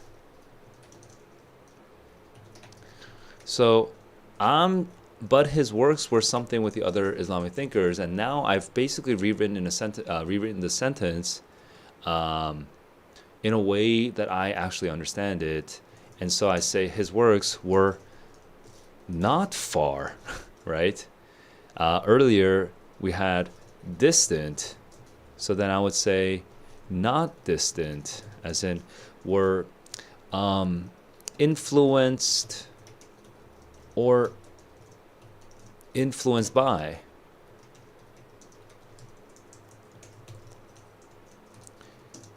Influenced / were influenced by, right? Like that's kind of the general prediction now I have in my head. So I can say, but recent scholarship has undermined claims that his works were uninfluenced by other MPOHT, right? So that's kind of like what's happening now. That just doing that demo took freaking forever actually, because I had to type everything, and obviously at the speed of thought, I don't have to. My speed of thought is much faster than my speed of typing, so that took actually legit forever. But this is basically what you would be seeing if you could visualize what's happening in my head. I'm kind of rewriting the passage to simplify it for myself, and I'm connecting this idea of Islamic thought to Muslim philosophers, and I'm just changing them to Islamic thinkers, for example. I'm changing the while to but. I'm changing the available 1,000 miles west to just distant. I'm reshaping the passage into my own version of the passage, so that I can narrow it down to what I really what I think it's trying to say, which my writing skills helps with. And if you just have terrible writing skills, it's gonna be much harder for you to do what I just did. You have to be comfortable seeing this entire while, and knowing that it's a subordinate clause, and knowing that it's meant for contrast. So then that you can switch it to a but, and you can put it at the end of the sentence, and then stuff like that. And then this whole noun clause. What is now Spain? There's a lot of grammatical things that are happening here that if you know how to transform it with your own writing skills, your prose skills, it will make the reading much easier. All right, that's my sort of long-winded explanation of how writing helps with your verbal score. Did I say? We're uninfluenced, right? So uninfluenced, the answer is, D. We're irrelevant to is what D means. Inconsequential to, irrelevant to. So while it's true that he was relevant to other philosophers of his time, there's a double negative. Undermine the claims that he's irrelevant means while it's true that he is relevant to the other philosophers of his time, it's undisputable that he was very, very far from them. Okay, that's what the passage is saying.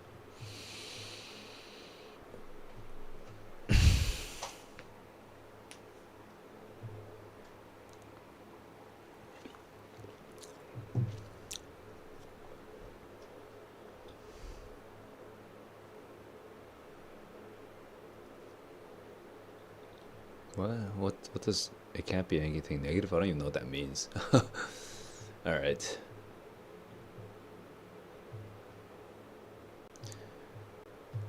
Where's the Gooner here? So I'm a Spurs fan. Let's go. Wait, I had like right, we had a press conference. Asked. Oh, the Arses are playing Aston Villa. That's gonna be a big match. Where's the No, you can criticize philosophers. There was that one thing about a philosopher disagreeing with the characterization of like Plato and Aristotle. I forgot. I mean, you're not gonna straight up. SAT is never gonna straight up insult anybody, you know. But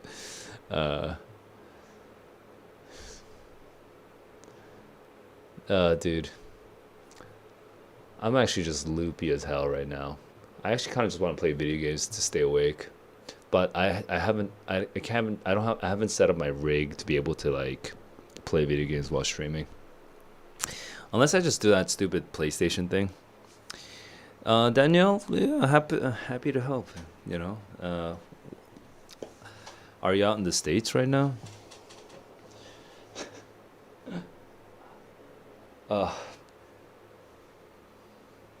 Should I play Wordle? Maybe I should. I haven't done it in a while.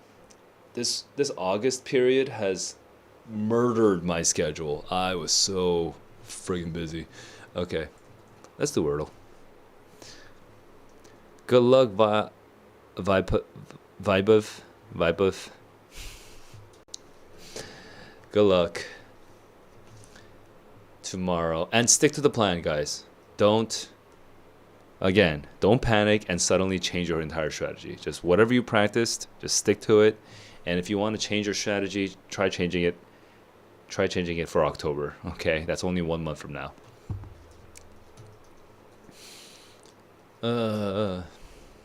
Snark. Oh, K is such a terrible letter. Oh wow, that was no luck. Child is a easy one. Crew, call, clid, clish, clive, clove, clomp. Child or clomp? Cloud? Child or cloud? Clomp. Cloud. Ah.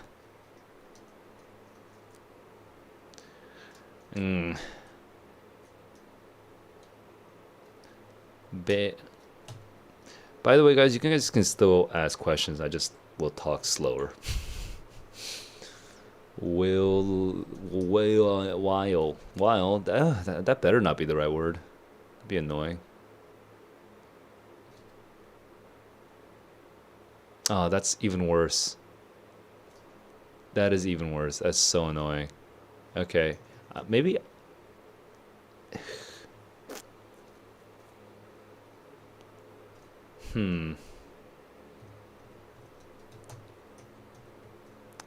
Ooh, pixel. That'd be kind of interesting. You know, I'm just gonna go for that. It's a low probability word, but I'll just go for it. Oh my god. Liver.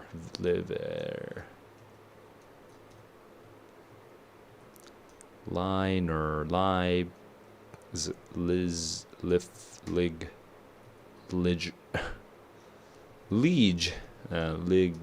lig, lil, wait, no. leader,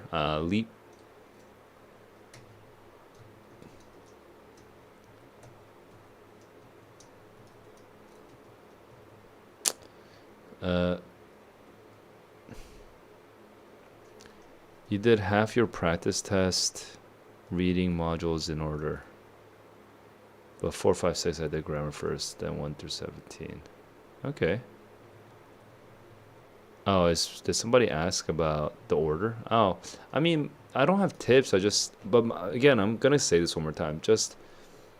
I would really not recommend changing your strategy last minute. Um,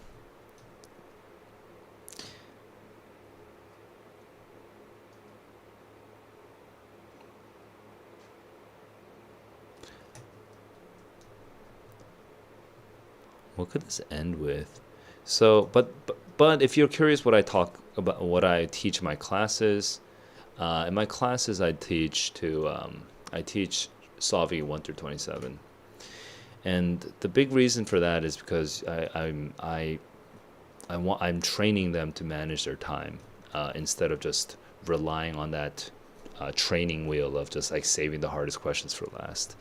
My students should all learn how to learn how to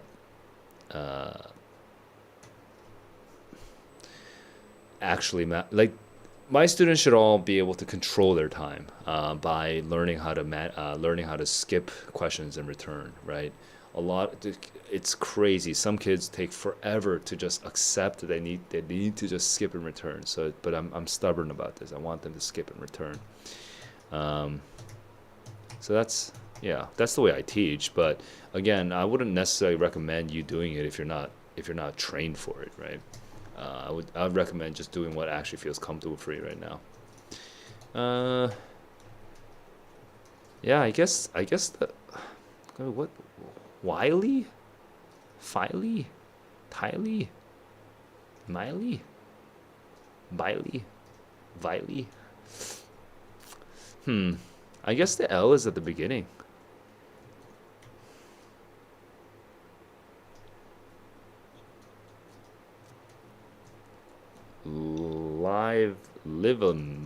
Livel, Livel,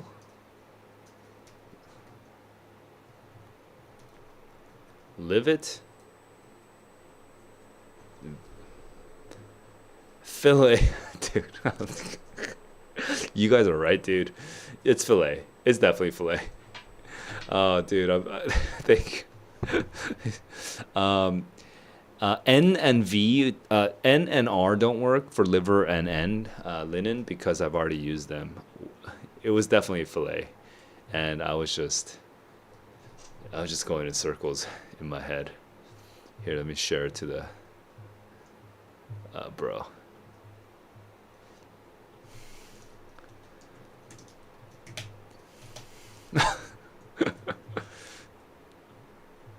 All right, where's the next one? Connections. So for you guys who don't know how this works, and by the way, guys, just a quick reminder for viewers who are just sort of shy, um, I'm just distracting myself to keep myself awake at this point. But you are welcome to ask me questions about the SAT. I'll just swing around to it when I have when I have the mental bandwidth. Um, so we're just gonna create groups of 4 right now, okay? So I'm looking. Talk, jargon, synonyms, but doesn't really work. Environs, whispers, tiptoe, creep. When you're trying to slip, slip, tiptoe, steal. Wait, what? Oh, I don't know which one is connected. Okay. Is there easier? Budget, thrifty. It's a steal. Oh, it's a steal. It's a budget purchase. It's what the heck?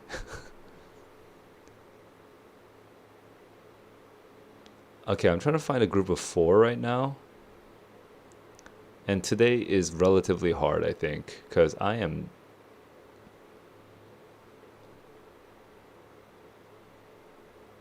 not understanding even the first set.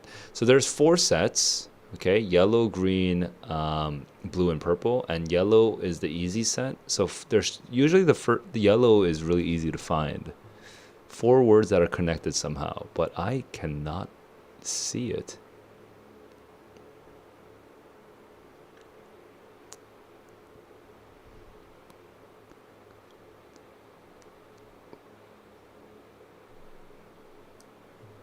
Oh, there's speculation. There's a rumbling. There are whispers. So when there's like news, there's rumors going around. There's a rumbling. There's speculations. There's whispers. There's talk. That's it. That's yellow. That's green. That's yellow. Okay. Okay.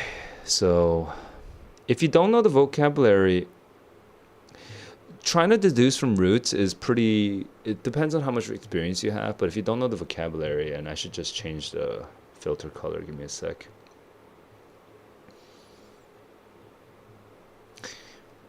Okay.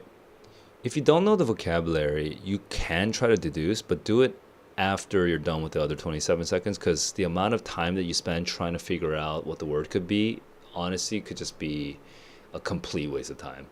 And so I would strongly recommend just making a prediction, eliminating the answer choices that don't match your prediction. And let's say there's 2 answer choices left, just making a 50-50 guess. Bookmark, hit next, move on. Come back to it at the very end if you have time. and then you could try to deduce meanings and all that stuff, and try to remember which context you might have heard that word. Did you hear it in a political context? Did you hear it in like a personal context? You hear it in like a science context? Like, where'd you hear that word from? And try to squeeze some juice out of that word. But do not do that on the first run through, because it's a very low probability chance that you're gonna actually guess the correct meaning. Okay, so just do a 50-50 guess. Bookmark, next, move on. After predicting, obviously. Okay, so we got this hearsay bit. We got the synonyms. Now it's gonna get a little harder, but I do think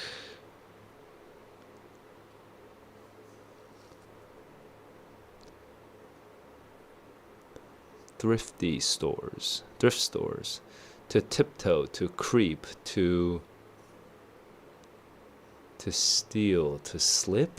I mean, is that connected? I can't tell. Oh, I guess to steal away, to slip away. Ah, yeah, to slip away, to creep, and to tiptoe. Okay, that works. Yeah, that makes sense. All right, now we got those 4. Now, this is usually the hardest part, and some of these are kind of cultural.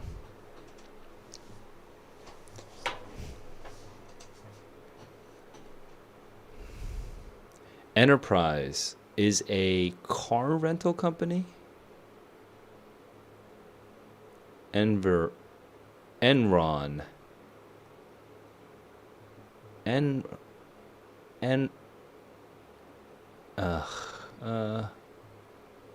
National Enterprise. For some reason, I feel like these 4 connected, but I don't know what they are. I'm just gonna try it. Oof, 1 away. Maybe it's thrifty. Let me get rid of car rental. Wow, I was right.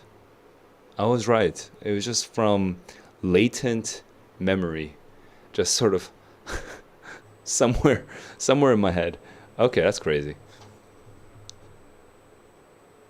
I haven't lived in the States for a long time now, so these are the kinds of things I don't really like. I haven't really rented a lot of cars because I haven't lived in the States for so long. So I'm surprised I got that. So what does this? I mean, now I can just select them and I'll get it right, but I'm kind of just curious what this could be. To plead, jargon, Latin, environment, Latinment, jargonment, pleadment. Nope.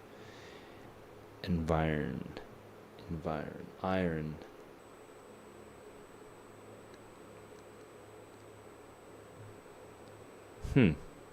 I can't guess what this is.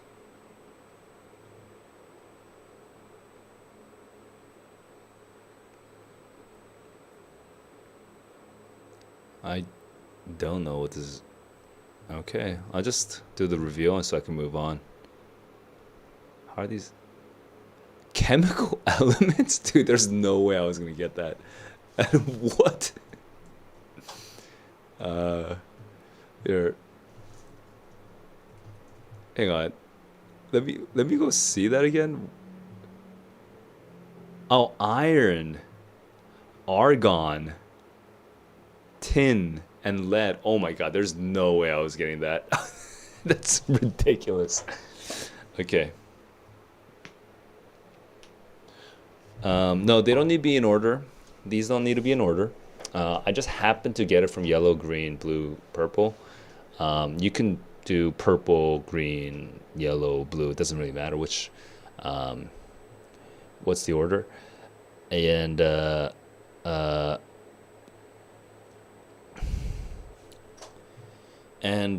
you don't need to get these 4 words in order either. You just need to get the group of 4. Hanush, the dude.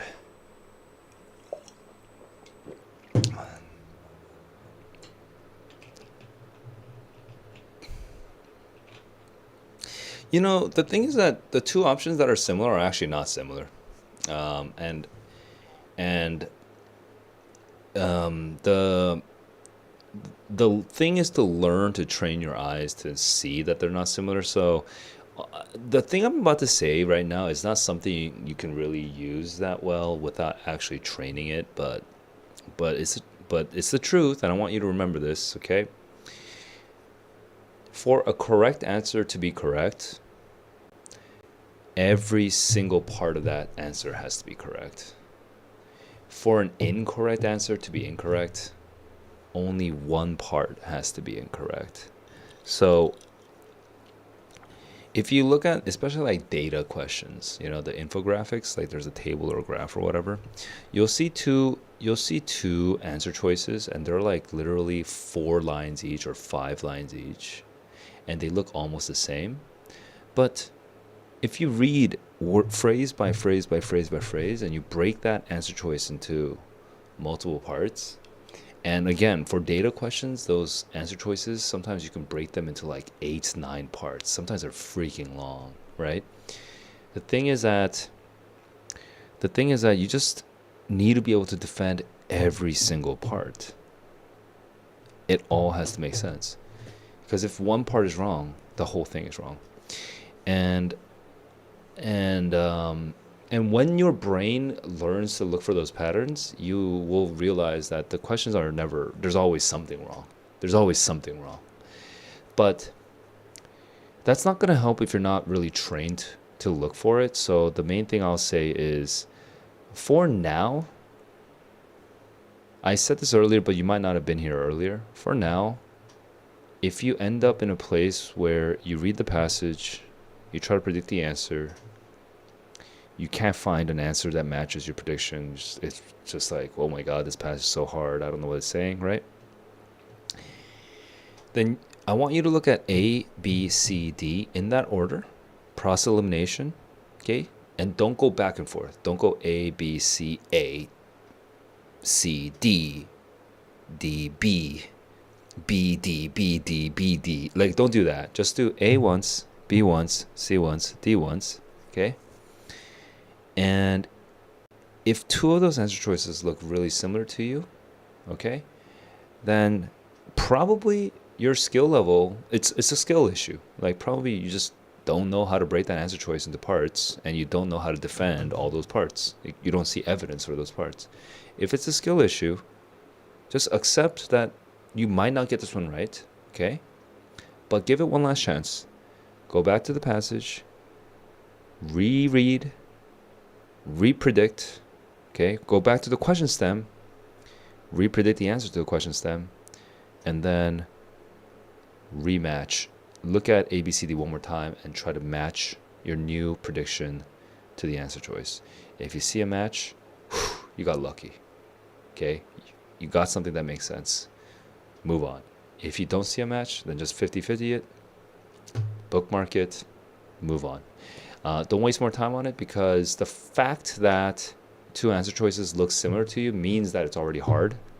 And if it's hard and you can't do it after 2 predictions, 2 matches, and 1 process elimination, if you can't do it after that, it's not very likely that you're going to figure it out with another round of process elimination. And like, even like 2 more minutes of agonizing over it is not likely to improve your confidence. And even if it does, was it really worth the time? So just move on. Just move on. Okay? Give it an honest shot and then move on. Yeah. I cannot, my brain right now, Ahmed, cannot handle another question at this very moment. So I'm going to play another game. Maybe afterwards I'll feel more energetic.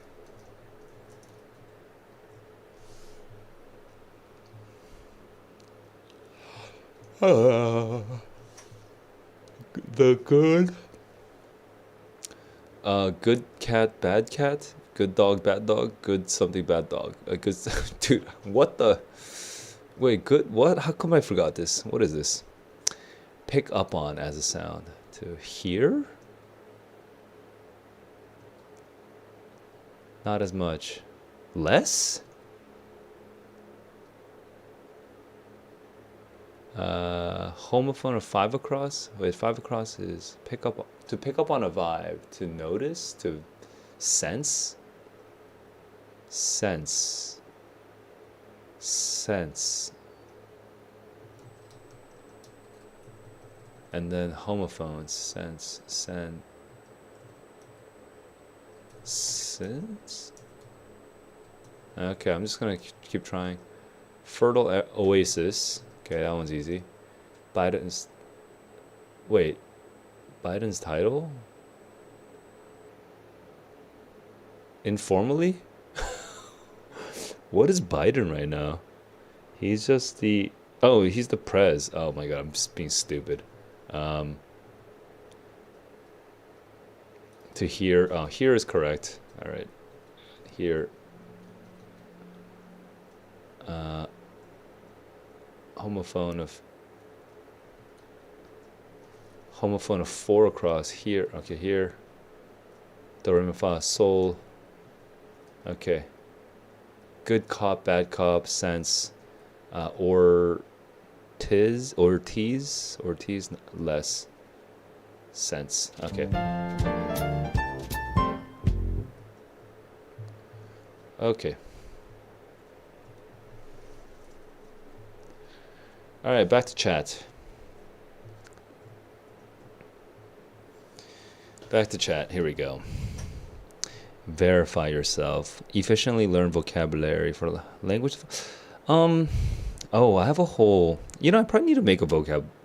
That's actually, Daniel, I need to make a video for that. For now, before I make the video with my extremely mushy brain, I'll try my best to explain. Okay. Oh, but Tamran, I see your thanks. So thank you for your thanks. Let me just read it. You have 540, now you got 680. You stopped overthinking, going with your first. Oh, hell yeah. Hell yeah. I'm glad I could help, bro. And keep your confidence up, and don't panic tomorrow, and stick to the plan. You know, whatever you've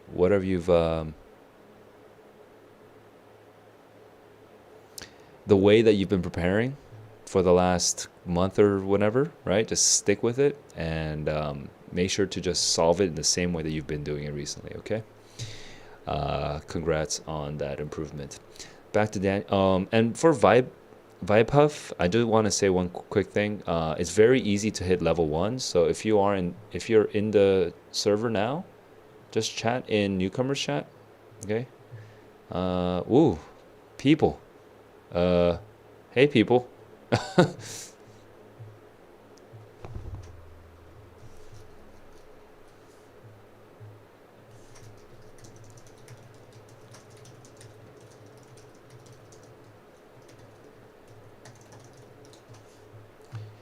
Yeah, if you just chat here, then you'll be able to get the level 1 pretty quickly, and you'll be able to see all the other chats. Okay, so yeah, I finished this, and Daniel asked a good question, but you know what? I'm gonna warm up for it because my brain is actually still mush. He was asking about vocabulary, and I have thoughts on it, so I'll be kind of slowly chewing on it, because I've done a lot of little mini lectures with my kids, but I've never done it on YouTube yet. So, what the heck is Crumby, dude? Wrist?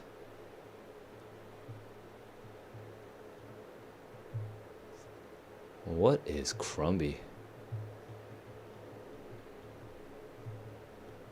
Crumby? Is that like a...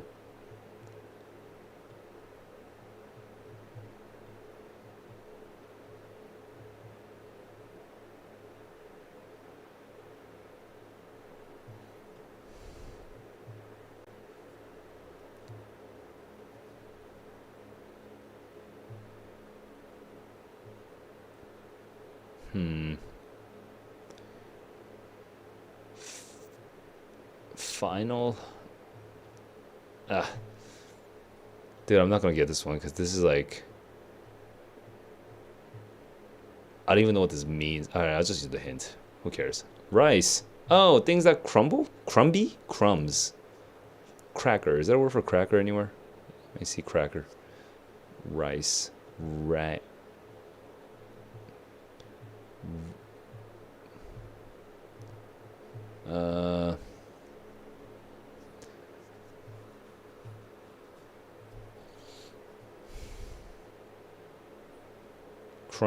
Crummy. Farouz, is that a Pharaoh Ozbek? What's up, man? Anxiety is getting spread.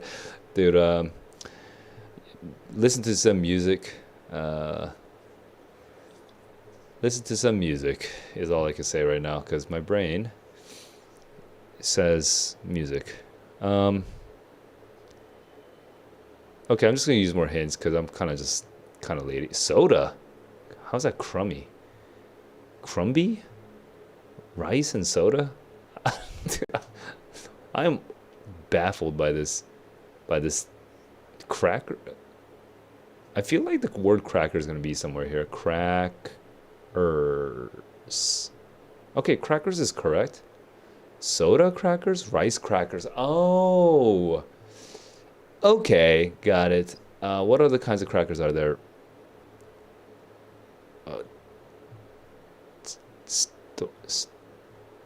Steroid? What the heck? Crackers. Rice crackers, soda crackers,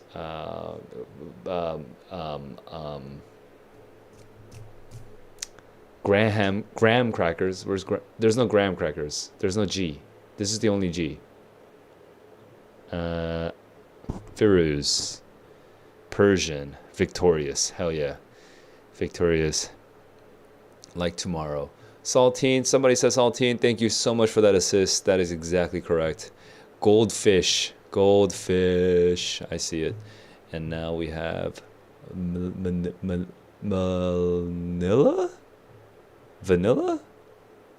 Lamina? Animal.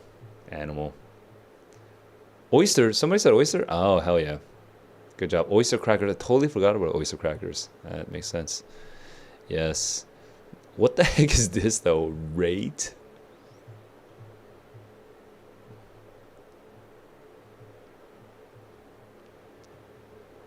Tier? Water. Water crackers? What the heck is water crackers?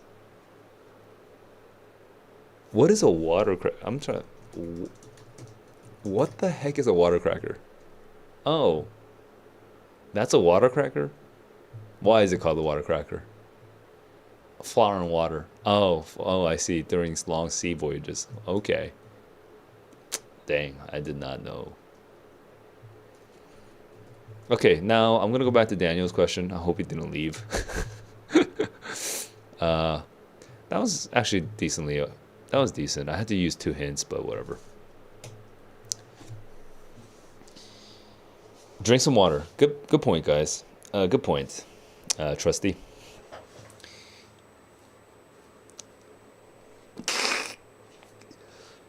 Daniel, what were you asking earlier? Efficiently learn vocabulary for language. So, I don't want to do the full lecture because it's just like exhausting. So I'm trying to figure out like a shortened version.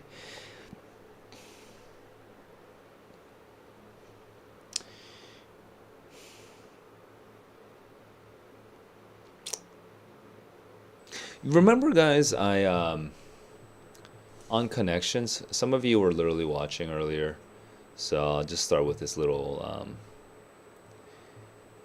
Oh, cool stats. Anyway, remember that somehow I looked at budget, enterprise, national, and thrifty, and even though I didn't know, I kind of knew that they were car rental companies, and I said they feel like they're kind of they feel like they go together. Okay, so would that normally be called vocabulary? Is that when I can group these four words together? Is that called vocabulary? Not really, right? That's not usually what we call vocabulary.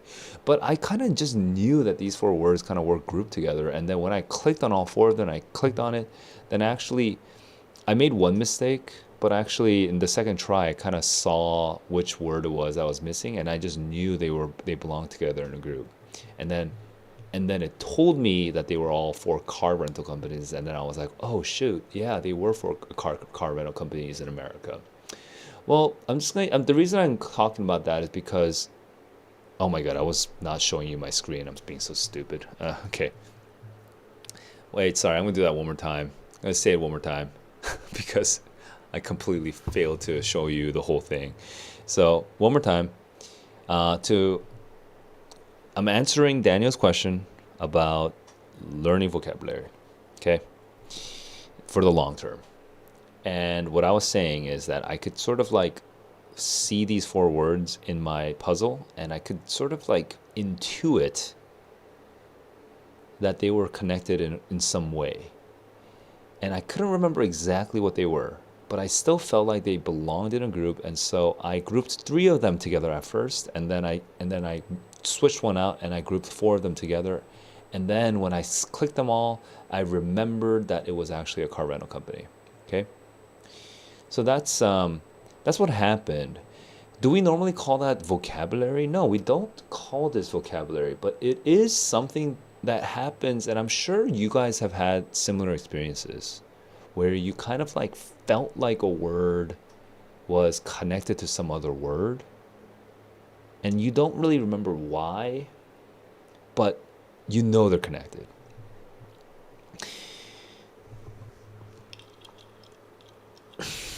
Has anyone gone through that before? If so, please let me know. So,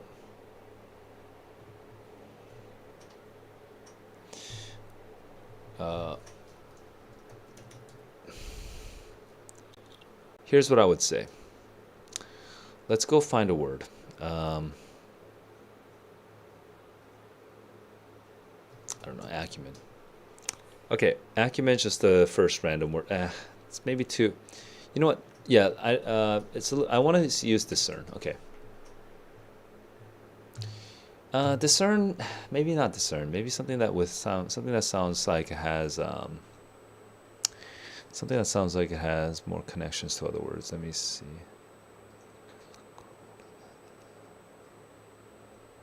So, okay, I'm glad that everyone knows what I'm talking about, though. You guys have had that experience, right? Okay, I'm gonna get back to that. Okay.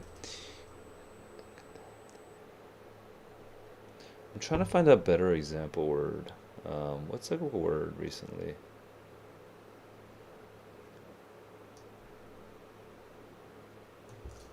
I don't know why. Would indignant help be a good word? Let me think. No.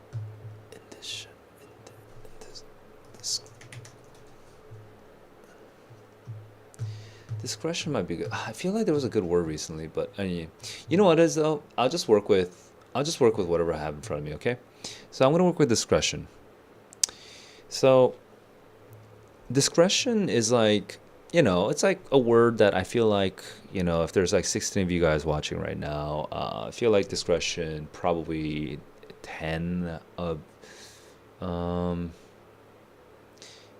you guys are motivated students who are watching SAT content on YouTube. So I'm going to say 13 of you.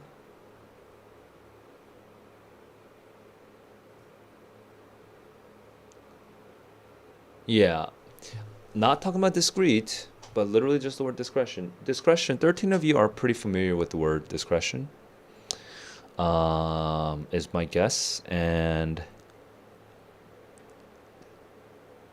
maybe around, maybe like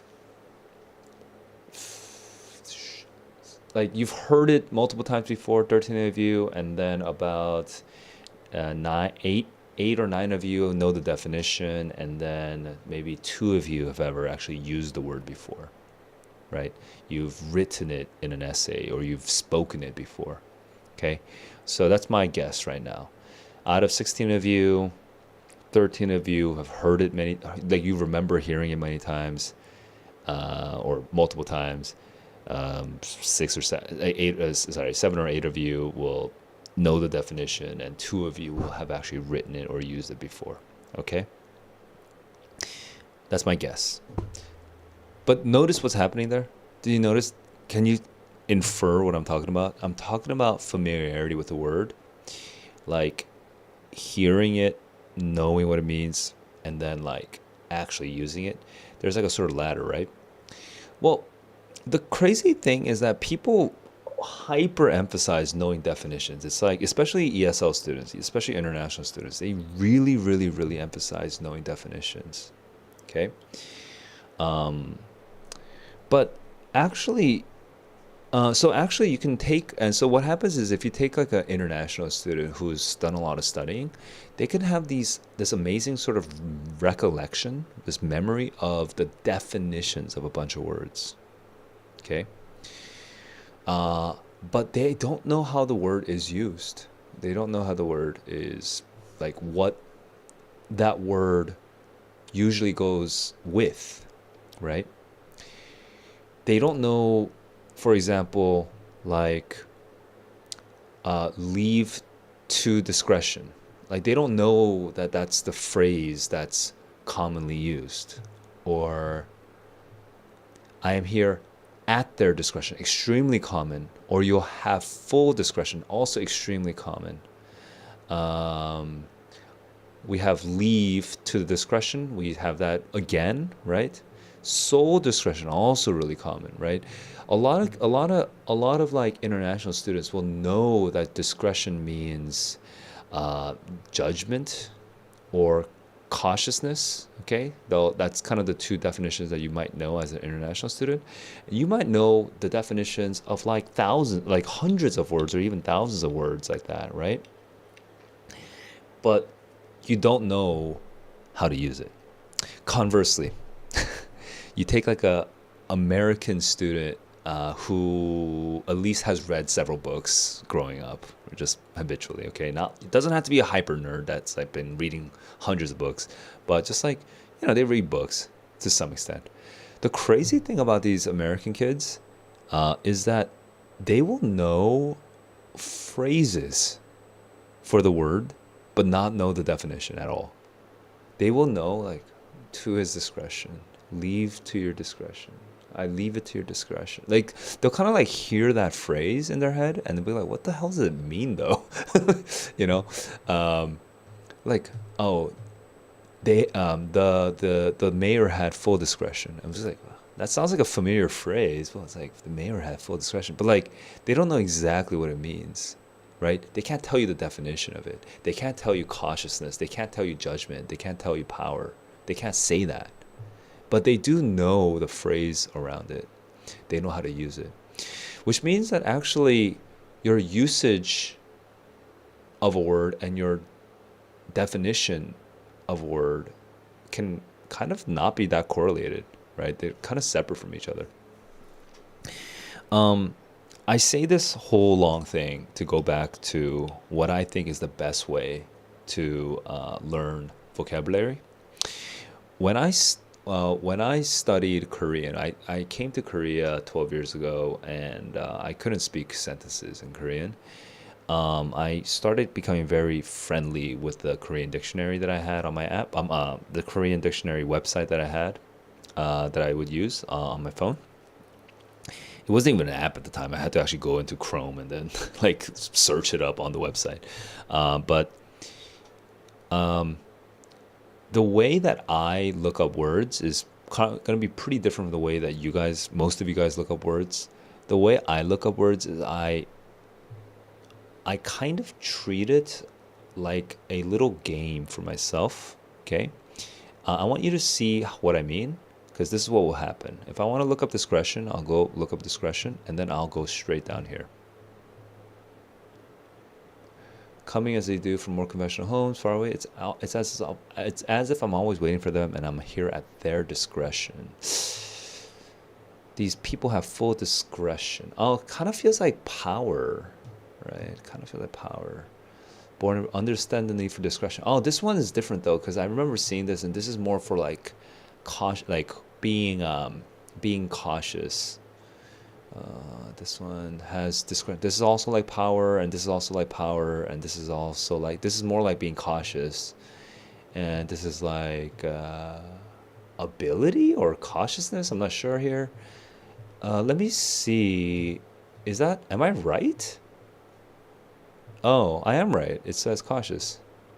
Being discernment, good judgment. Oh, but see, judgment, I see, that's connected. This is choice or judgment, which is, I was saying power, but actually the dictionary says choice or judgment. And then this one says cautiousness. Yeah, which makes sense. Okay. Did you see what happened there? Do you see? I could do it again with a different word. Whoops. My question to you is, how am I treating this like a game? Let's come up with a different word. Let's actually use a word that maybe no, I mean, I know these words. That's the thing. The problem is I know the words, but like recondite.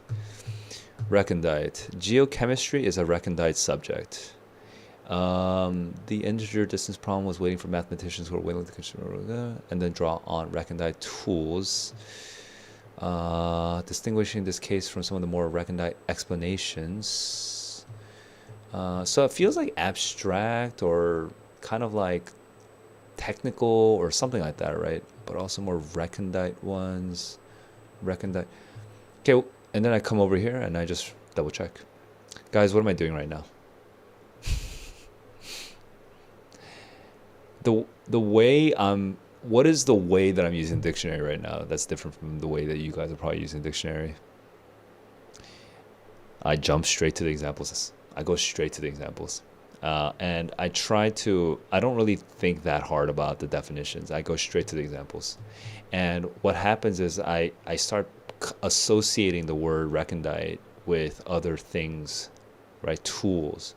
Oh, okay, tools can be recondite. Explanations can be recondite. Words can be recondite. Analysis can be recondite, right? But I'm basically just trying to figure out inductively like what the word could mean, and then I go and I'll double check what it actually means, right? And then what happens after that, this is a separate thing that I could talk about. I'll talk about that later. But for now, the general idea is that I treat the word,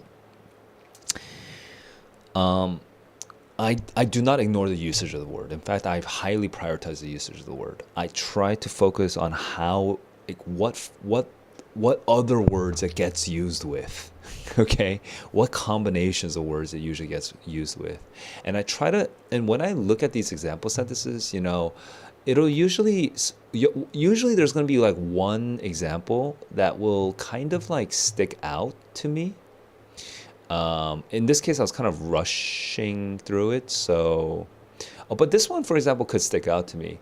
Muldoon's own work is witty, full of wordplay, often recondite. And so for me, this word recondite can now connect with this guy Muldoon, which he might be talking about Paul Muldoon, which I think is like a poet. But now it's getting connected to like wordplay. And so now I have that association in my head. So then when I think of like, when I go back to the definition, and recondite is like difficult or impossible for ordinary understanding, a recondite subject. Now I'm like pairing these words together. Um, his works are recondite, the subject is recondite, geochemistry is recondite, right? Geochemistry, do you remember? Right? Geochemistry is recondite. So like I have these like family of words around, and now I'm not just learning it by itself in isolation. I'm learning it with its cousins and its sisters and its its children and all that stuff. I'm learning it together with that together, and then it makes it a lot easier. It makes it a lot easier to go back to doing that sort of intuitive memory where you kind of just remember the other phrases around it, and it makes it a lot more likely to stick in your memory. That's the first thing I want to talk about. There's the second thing I'll be a lot shorter with, but you know what my vocab lists look like when I'm actually studying a new language? When I'm studying a new language, I will literally my vocab list is literally a list of the words. Okay? Um this could be a longer lecture, but I'm going to shorten it. Recondite, abstruse. But what you'll notice that this could be a longer lecture. I don't want to do a long lecture. But the thing that I don't do with my vocab list is I don't type in definitions. Okay? You know why? In today's day and age, you can literally just oops. You can literally just right now I'm on a Mac, so it's kind of a little bit different.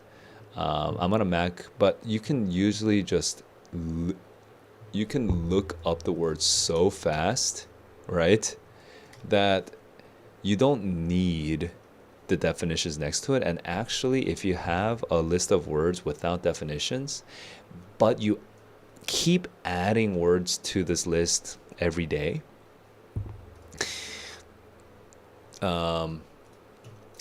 then you kind of automatically build in a review, right? Let's say I added recondite, abstruse, esoteric yesterday. Okay. All by the way, these three words are kind of near synonyms. Okay, these are near synonyms.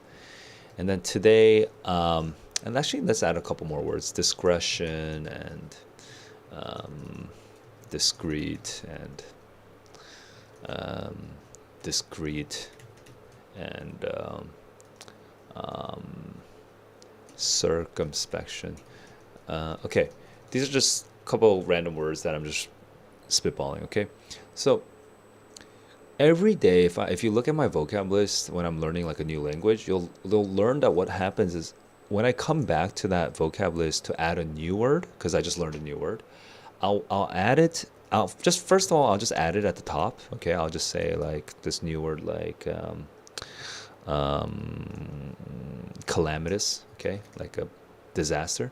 Okay, that's what I'll do at the very beginning. And then when I add that word at the beginning, I'll just do a quick skim through the words, and I'll just double check that I actually remember all the words. I was like, oh yeah, what was the difference between these two again? I was like, this is the one that means cautious, and this is the one like subtle, and this is the one that means, this is the one that means like separatable, right? And then if I'm not sure, then I'll have to look it up, and that's my penalty. So what it does is it forces me to kind of it just every time I come back to my list, I'm like quizzing myself. It's like a built-in quiz. You know what I mean? So I don't write the definitions because the definition makes me lazy. If I write the definition here, separable into parts or whatever, then I kind of don't review, right? But when it's gone, then now I kind of just double check, like, do I know these words? But then the other thing is that as I keep adding more words, like later on, I might add the word um, I don't know, subtle. Okay, I'll just add subtle. the thing is that the way that I add the word is I don't just add it at the top. I add it at the top at first, but then if I see another word where I feel like it goes together with that word, I will start slowly grouping that word together. Discrete, subtle, discrete, right? And I'll start making little groups slowly over time as I add them, and then eventually it becomes like I start eventually making words like for describing scholarly works or something, and then I'll have a whole section here, right? And then for describing ways of behaving, you know, and my list just gets longer and longer. But as it gets longer, it's not just literally getting longer. It's actually getting more structured as I learn more words in that language that I'm. So I could show you the one like I have literally have a list like this for Japanese, um, because I was in Japan for 2 months and I was just learning like street Japanese. I was just learning to speak randomly by talking to people. And I have a list like this where it was just like lists for different words for describing people, words to use when you enter a restaurant, words to use when you're at the bar, words to use for I don't know etiquette words, and I just kept adding words over and over and over, like almost every day because I'm going out every day. I'm just like adding more words, and so it just basically my vocab just grows as a result of that. Okay, so that's the other thing. All right, so those are my two big. I was trying to be not long-winded about it, but anyway, if you're trying to develop your vocabulary long term, I'm not telling you that my strategy is the most optimal one. I actually don't study vocab. Like, I know there's a lot of YouTube out there for like polyglots and all that stuff, so I'm sure they have plenty of good ideas. And also med school students have a huge need for learning a lot of words, so they probably have a lot of expertise on how to memorize a bunch of words. So I'm not even going to promise that the way I do it is particularly efficient, but I do think just having a habit of slowly associating words with each other all the time, that you're not just trying to cram it into 1 week or something like that, or 1 month, but you're actually just always associating more words together, right? Then after, if you add one new word to your sort of list of associations every day, after a whole year, honestly, you're going to be so much you're going to be outpacing all of your peers that are not doing that, even if it's only one word a day, you know, because no one else is doing that. No one around you is doing that one word a day. You know what I mean? So your vocabulary is going to be it's going to be pretty OP by the end of like a year or two.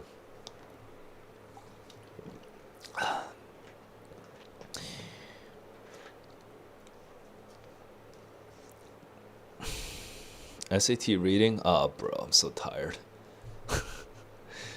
uh, all right, maybe. I'll look at it.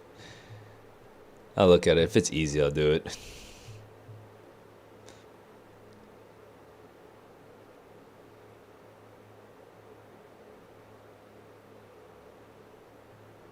Source. Uh, what the heck? Oh, dude, it's not easy. My brain is dead. Hey guys, last day before the test. Honestly, if you're still studying specific hard questions, you're probably just wasting time. Unless you're 780. If you're 780, maybe. But bro, you're probably wasting time, guys. I don't know why you're reviewing questions on the night before the test. You should be solidifying your approach. And also, it is 2 a.m. for me. I am way too tired for this. Uh, let's see. I would rather just give general advice. Recommendations to calm your stress. You're terrified. I don't know. Again, I'm gonna be the guy that says the not um what's it, the harsh medicine. What the hell, I forgot what the phrase was, but anyway, dudes, just go back over the last three practice tests and find the average of your score. Okay, find the average of your score. So let's say that, just for example's sake, let's say you got 680, 700, and 660. Okay, if that's the average of your last three scores, so if those are your last three scores, then your average is 680. Yes? And I know your goal is 700. You want a 700. You really, really, really, really, really, really, really want a 700. And you didn't get a 700. You got it once, but the average is you've been getting 680. Okay? So, if that's the reality for you, you've really, tell me if your stress level goes up or down if you keep telling yourself, I need to get 700. Probably your stress level will go up if you keep telling yourself, I need to get a 700. Conversely, tell me if your stress goes up or down if you tell yourself, I'm probably going to get a 680 because that's what my average was for the last three tests. Maybe your sadness goes up, but your stress won't go up. Because I think just accepting your practice tests as the measure kind of suddenly snaps you out of it. That you had this desire and maybe you're not going to get exactly what you wanted, right? But if you just, whereas if you keep emphasizing what you need to, okay, that's fine. But I'm going to still make my point because I think a lot of you guys are failing to accept the reality that you maybe just don't deserve the score that you want. And I'm going to say it right now. Maybe you don't deserve it. Maybe you haven't practiced enough. Maybe you haven't learned enough vocabulary. Maybe you haven't learned to break down independent clauses and modifiers and see how they connect to each other. Maybe you don't know how to identify transitions between claims and support, claims and qualifications, research questions, to research background, to methodology, to control variable, side comments, to findings. Maybe you don't know how to make inferences when there's a compare contrast. Maybe you're still getting lost on tables where you're analyzing parts of the table that the question's not even asking about. Maybe when a subordinate clause gets long with like intervening non-essential modifiers in between, you completely lose the plot and you have no idea what the sentence is talking about anymore. You know what? Maybe you don't deserve the score that you want because the average of your score in the last three tests says so. Guys, are you gonna keep living in this? Are you gonna keep living in this sort of floated desire world where you want and need, are desperate for this score, but you didn't put the work in, and so you're just gonna keep imagining the score that you want? I mean, sure, do it, manifest, bros. Get lucky, you know. But I personally think you can actually relax more when you just accept that maybe the last three score average is just what you're gonna get. Okay, and let it go. Okay, let it go first. Okay, but that's not the end of this, by the way. Just let it go first. Then once you actually admit that to yourself, okay, once you let it go, then you can kind of you can relax the fucking muscles, okay, and be like, okay, I'm probably gonna get 680. Then you say, now what?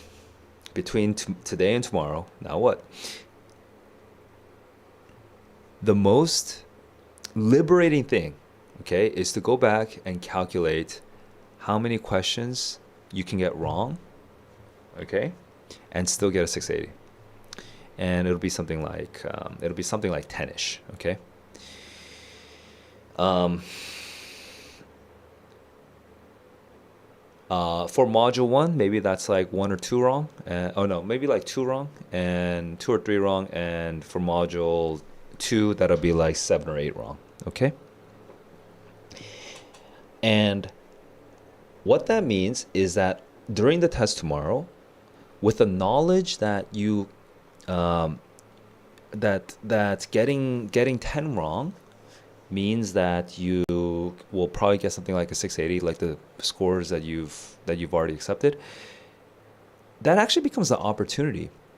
You can say on module 2, oh, I actually can get 10 wrong and still do just as well as I did on my practice test.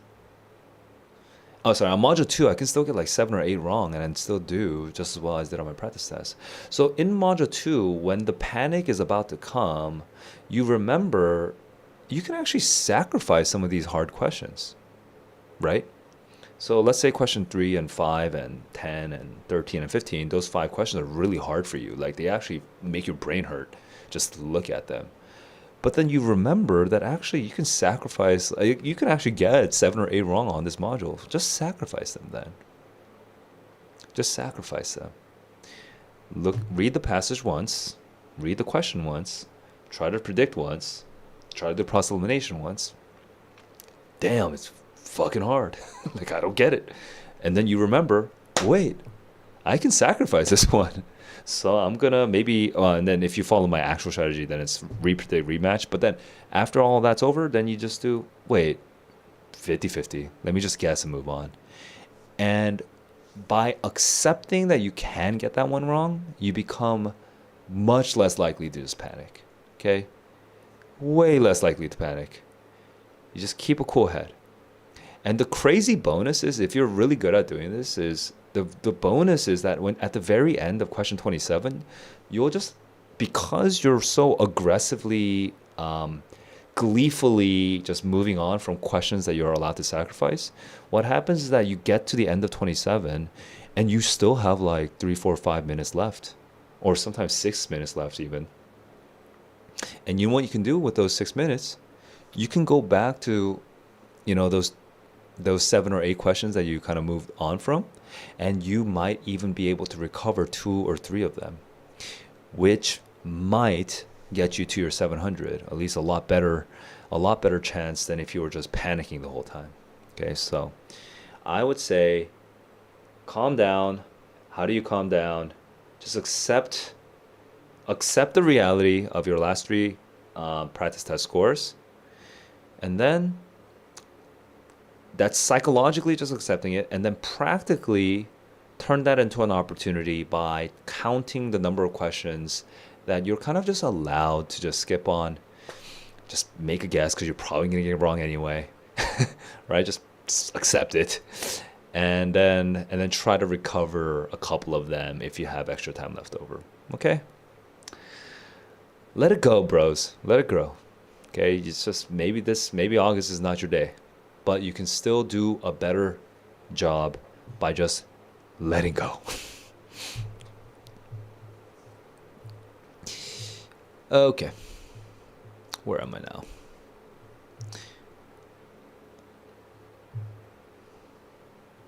I don't know if I can last much longer, guys. I'm like dead. All right.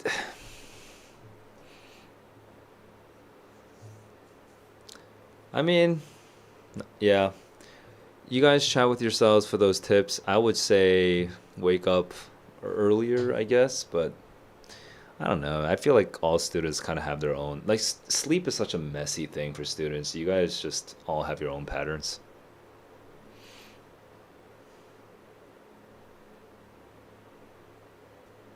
Oof. I mean, honestly, Andy, the higher the level that you are, the more quirky those mistakes can be.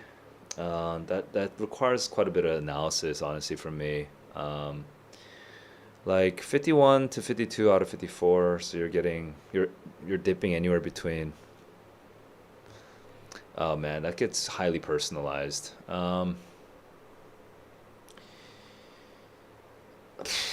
Dude, there's no easy. I can't think of an easy like general generic answer for five seven. I mean, the generic answer the generic answer is actually what I already said. Y- you're probably still like Andy. You're probably still damn. There's so many little things. The mm,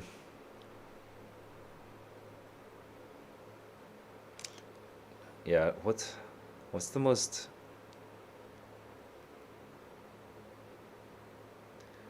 Maybe my brain's just not like turning on right now anymore. I just can't think of the.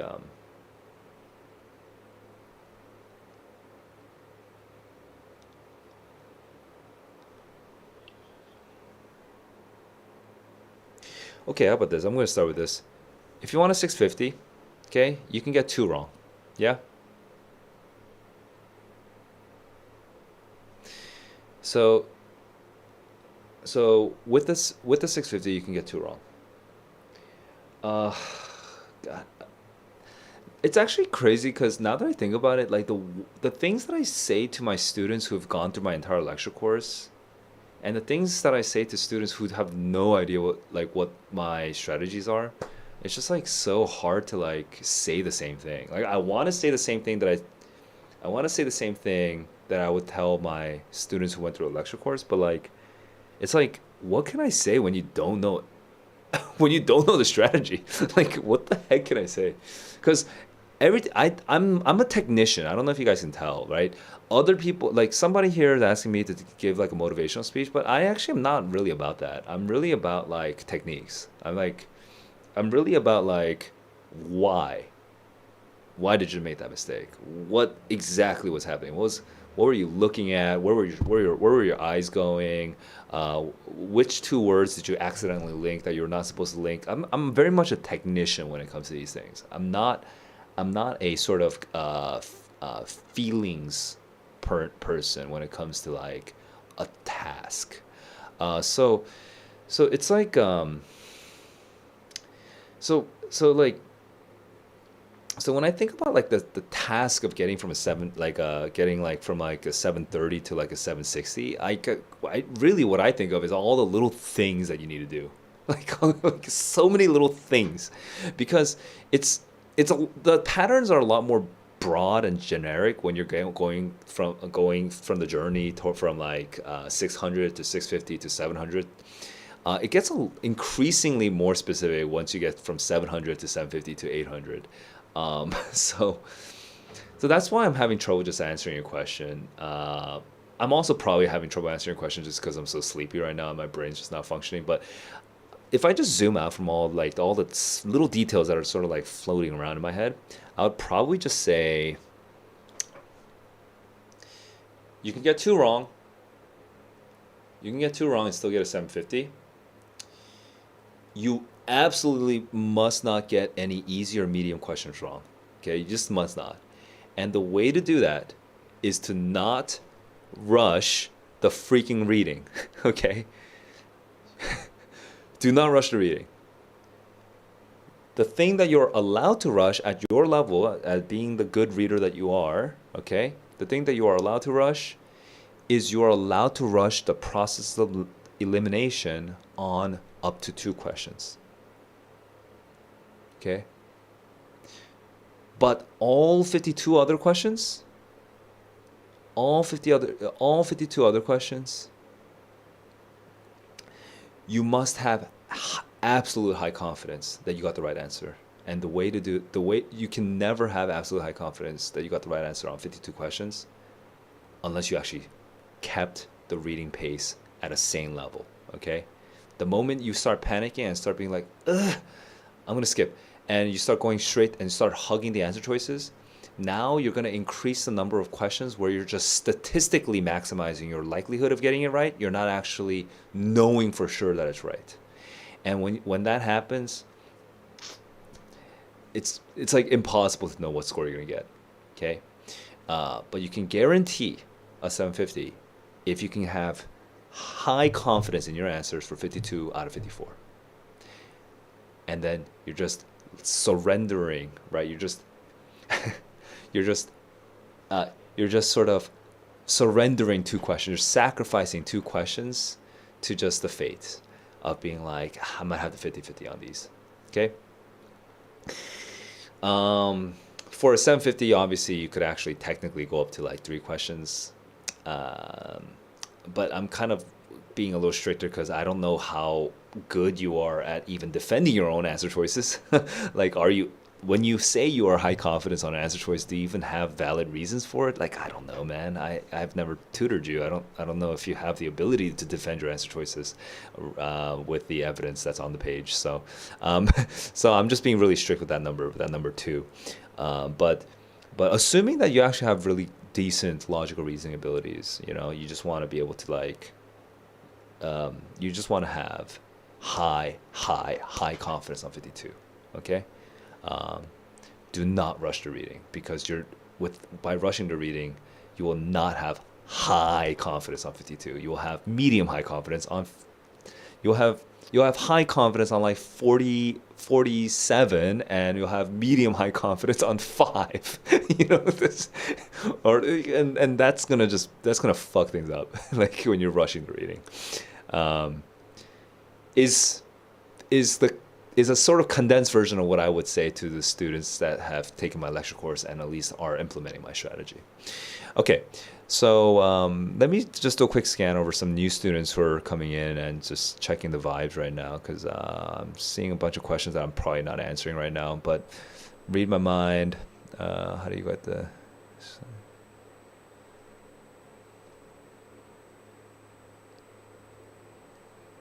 Is there a link to my lecture course? No, my lecture is actually just, yeah, the little things are all in the lectures. My lectures are just in Korea for my in-person classes, so I don't have a link yet. I do want to do the course, but I find that YouTube, I'm not, I'm not sure if it's right for me to do an online course right now, but I do want to make it's definitely in my long-term future. I'm definitely going to do the online course, but it's just that, like, yeah, it's not directly being planned right now to have an online course. I but if you're not focusing on August, okay, if you're focusing on October or December or something, okay, I strongly recommend just watching my streams and watching how I solve it. And specifically, the way I read a passage is I'm always identifying transitions when I'm reading a passage, okay? And then when I go into the answers, I don't go straight to the answers. I go to the question first, and sometimes I go back to the passage to finish my prediction for that question, okay? And then after I have a prediction, I go into the answer choices, and I try to find a perfect match. Like, this answer choice is saying exactly what I was thinking, right? I try to find a perfect match first, and then I do process elimination if necessary, but I don't always do process elimination. But that's my general flow. And then obviously this is just an overall approach. This changes there's certain tweaks based on the question types. But this is kind of like everything I just said right now is kind of the big picture approach. Okay, that is the big picture approach. No, so I don't read only the conclusions I actually, especially for kids who are aiming at 800s. So the 800 scorers are actually a little unusual, because the 800 scorers, so I don't know how many 750 to 800 scorers are in the chat right now. Okay, but for you guys in particular, the difference between a 750 kid and an 800 kid is that the 800 kid is no longer optimizing for time. So actually, if you look at so if you give it, so if you give an 800 score kid, and by the way, I'm generalizing, but there's always gonna be some counterexamples to what I'm talking about. But if you give us, but if you give an easier question to an 800 scorer, it's very likely that a 750 score is gonna solve the easy question faster than the 800 score. And the reason for that is because the 750 score is still optimizing for time. So they keep doing shortcuts. They're doing shortcuts to like save like 15 seconds or 10 seconds here and there. Okay? But what they're sacrificing, what the 750 score is sacrificing is they're sacrificing having absolute confidence. Okay? Because they didn't read the entire passage. They read the parts of the passage that are probably the most relevant, right? And when they do that, um, they will 95% of the times get it correct. But there's actually 5% of the times, there's like 5% of the times where it looks like an easy question. So the 750 score is just reading the part that they think they need to read. Uh, but actually it's a sort of hard question. And because they skip the parts that they assume it's like an easier or medium or question, and they're just kind of used to skipping a bunch of steps, right? And they're because it's always optimizing for time. What happens is that they actually fail to see a logical transition that happens earlier in the passage or at the very bottom of the passage, and then they make a answer choice just based on what they saw, and they get it wrong. For an 800 score, they can't afford that. They can't afford to get it wrong. So even on the easy questions, they're taking the same cautious approach of reading the entire passage and making sure everything works, right? And so if you give an easy question to an 800 score, again, they will solve it oftentimes slower than a 750 student, because for them the more valuable resource is not time. The more expensive resource is confidence. To have absolute confidence in that is the absolute correct answer. Okay, so but obviously, how can an 800 scorer take more time on easy questions, and still not fuck up somehow, right? Well, the paradox is that if you give a hard question to a 750 score and a hard question to a 800 score, the 800 score will solve the hard question a lot faster. So those hard questions is where they earn all that time back, okay? Because they have absolute confidence, and that absolute confidence coming from reading the passage, identifying the transitions, figuring out the prediction, and then just knowing the answer, right? They know it's the answer. It's not a statistical game that is probably the right answer. They just know it's the answer, okay? And you want that feeling to know it's the answer. Yeah. For me as someone who's aiming for perfect, I always read the entire passage, and I think you probably saw this in the Blue Book streams. I also read the notes, for the synthesis questions at the very end, right? The students took notes on the following or whatever. I read the notes. I know that most of you guys, like, I heard there's 16 of you guys watching right now. Out of 16 of you guys, there's probably like 15 of you that don't read the notes, and only one of you might read the notes. Like I for a synthesis question, I literally I read the questions first for synthesis questions, and then I read the notes. Okay, so, but I know it's a waste of time. Actually, I actually know that I'm wasting when I'm reading the notes. I know that I'm wasting about 10-15 seconds. But the reason I still do it is because it makes me just feel more confident when I make my answer. It's just that bit of confidence for me is the more important thing.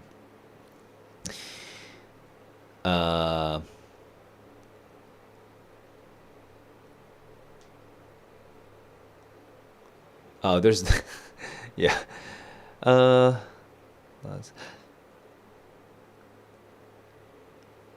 Yeah, cooking. I think you must have just gotten into the stream, dude. Dude, you gotta accept that. You gotta accept the fact that you have to guess. Now, it depends on your score, it depends on what your goals and everything. But reading the passage and having high confidence, It's like everyone thinks it's such a disaster to make.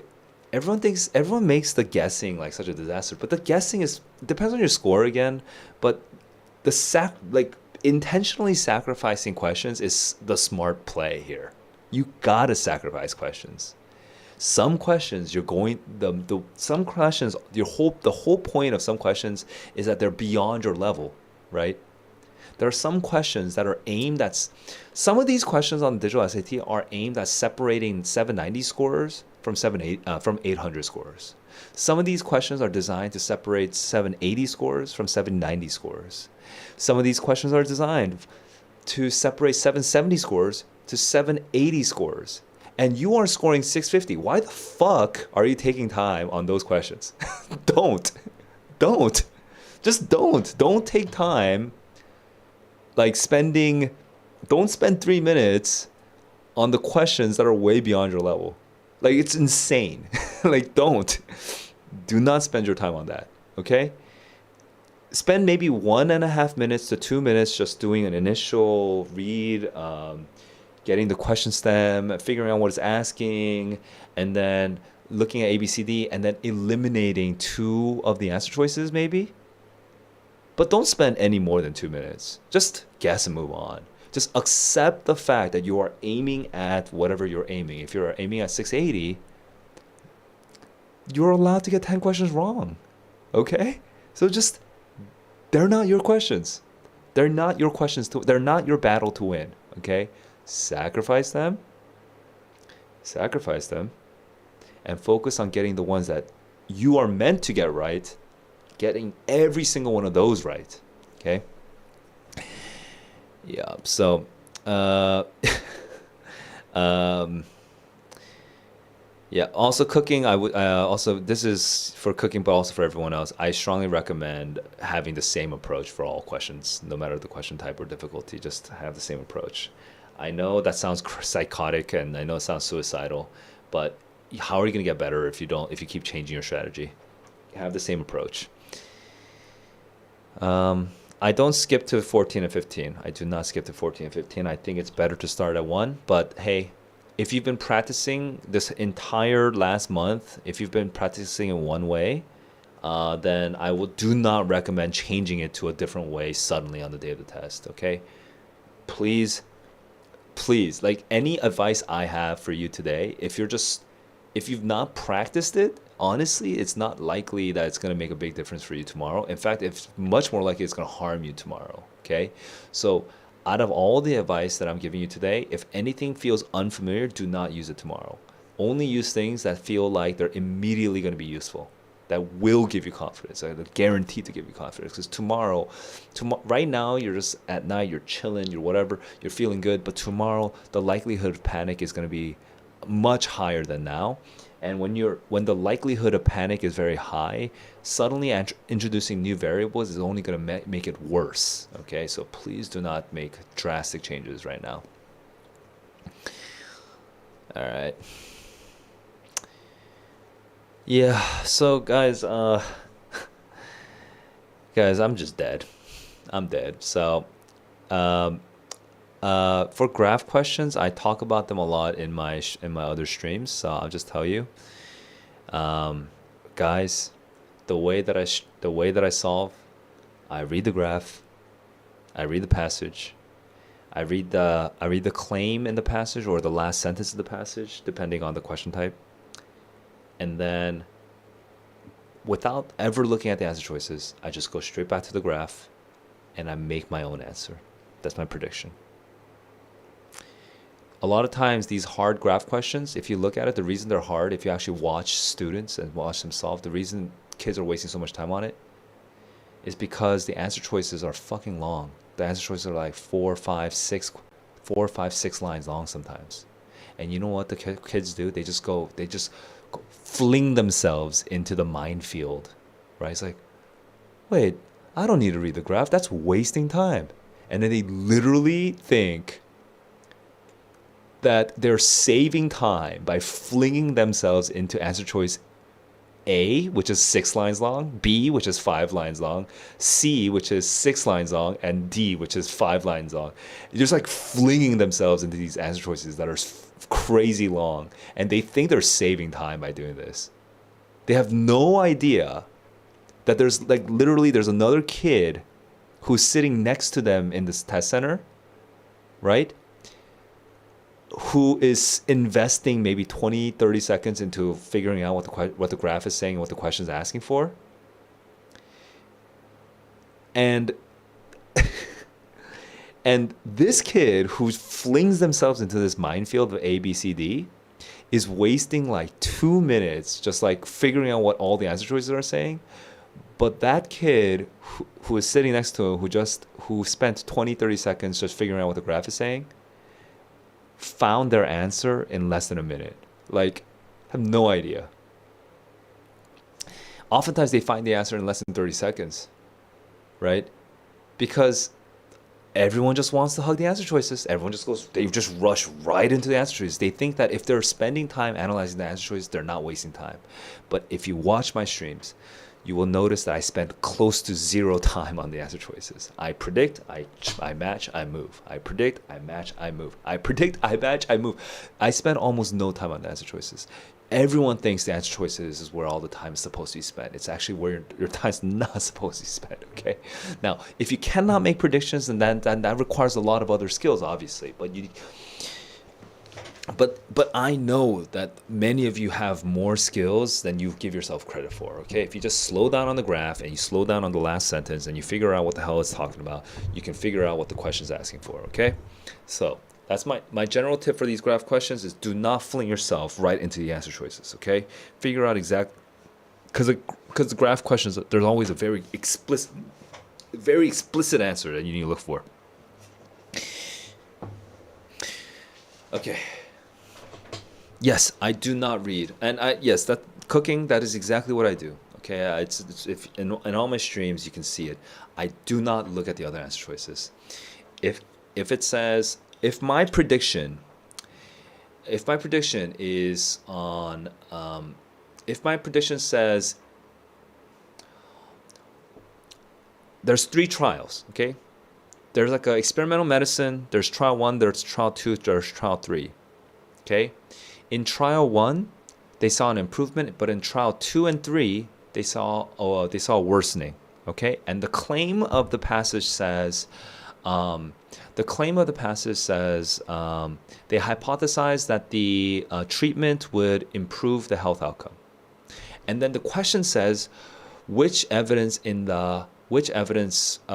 choice best states evidence using data from the passage from the graph that weakens the claim, right? Weakens the claim. So then what I say in my head is in trials 2 and 3, it worsened the health outcome. So then in my prediction, I say trial 2 and 3, and worsen, right? So then ABCD, I'm just scanning all of ABCD and I'm looking for trials 2 and 3, worsen. And I'm not reading all of A and B and C and D. I'm looking specifically for trials 2 and 3 and worsen. And as soon as I find trials 2 and 3 and worsen, I read that answer choice only. And when I read that answer choice, I just make sure that the entire answer choice is saying exactly what I was thinking. And if it does say what I was thinking, I select it. I do not look at the other ones. I move on. Okay? And that's how I save. And that's how actually all the kids that I'm tutoring right now, I do these big group classes where there's too many kids. I don't know who's doing what. I don't know how well they're doing. Well, I mean, I know the statistics overall, but I don't know individually. But the 5 or 6 kids that I'm tutoring directly, they, the 5 kids who are in the 750 or higher range that I'm tutoring directly, dude, that's the big game changer. Okay, they predict the match. They do not waste time on process elimination when they already know that this answer has to be the correct answer. It can't be more correct than this answer that they're already thinking, right? They do not do process. They do not look at the other answer choices. They just move on. Okay, so if that sounds insane to you, like it sounds like unreachable to you, you can't do that.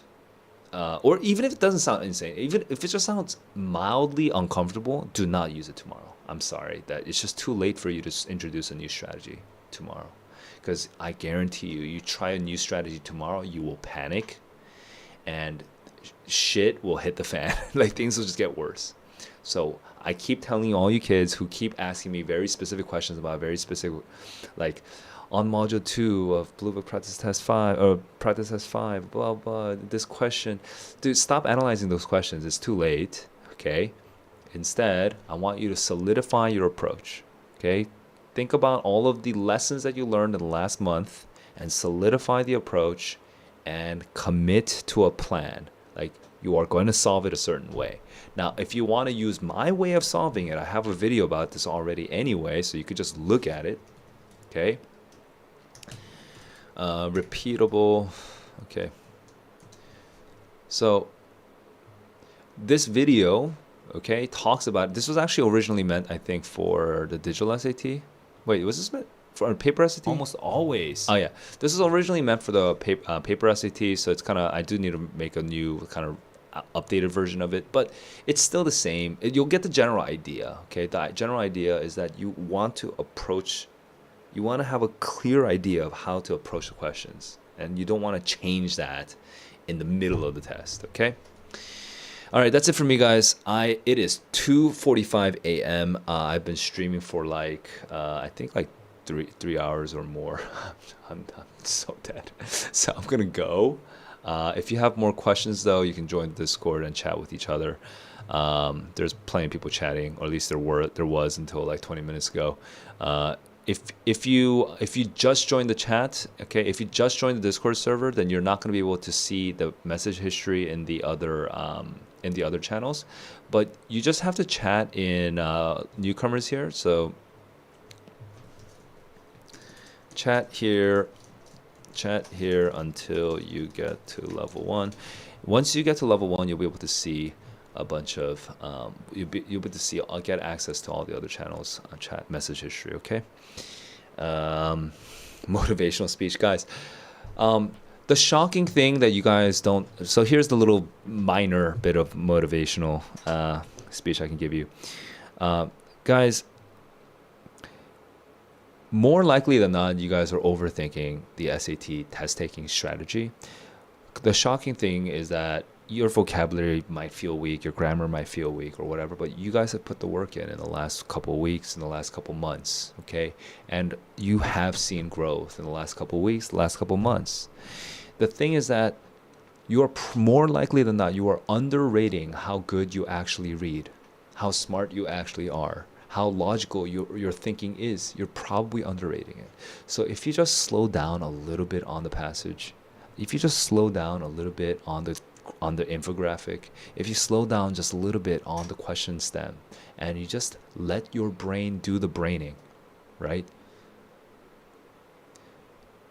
You'll probably get the right answer. You probably will. Okay? And yeah, some passages you won't. Just be realistic, all right? Based on your last 3 practice tests, how many questions can you get wrong? Just sacrifice those questions. Just sacrifice the questions that are beyond your level. But on all the other questions that are within your level, you have that ability. It's in you. Okay? You got the reading. You've seen it on the practice tests. You've already got them right in the past. You can get it right again. So figure out what your level is, and all the questions that you can get right because you've already gotten them right, just remember that it's already in you. You just need to do it again. And you will do it again tomorrow. Believe in yourself. I believe in you. Good luck tomorrow, guys. Peace.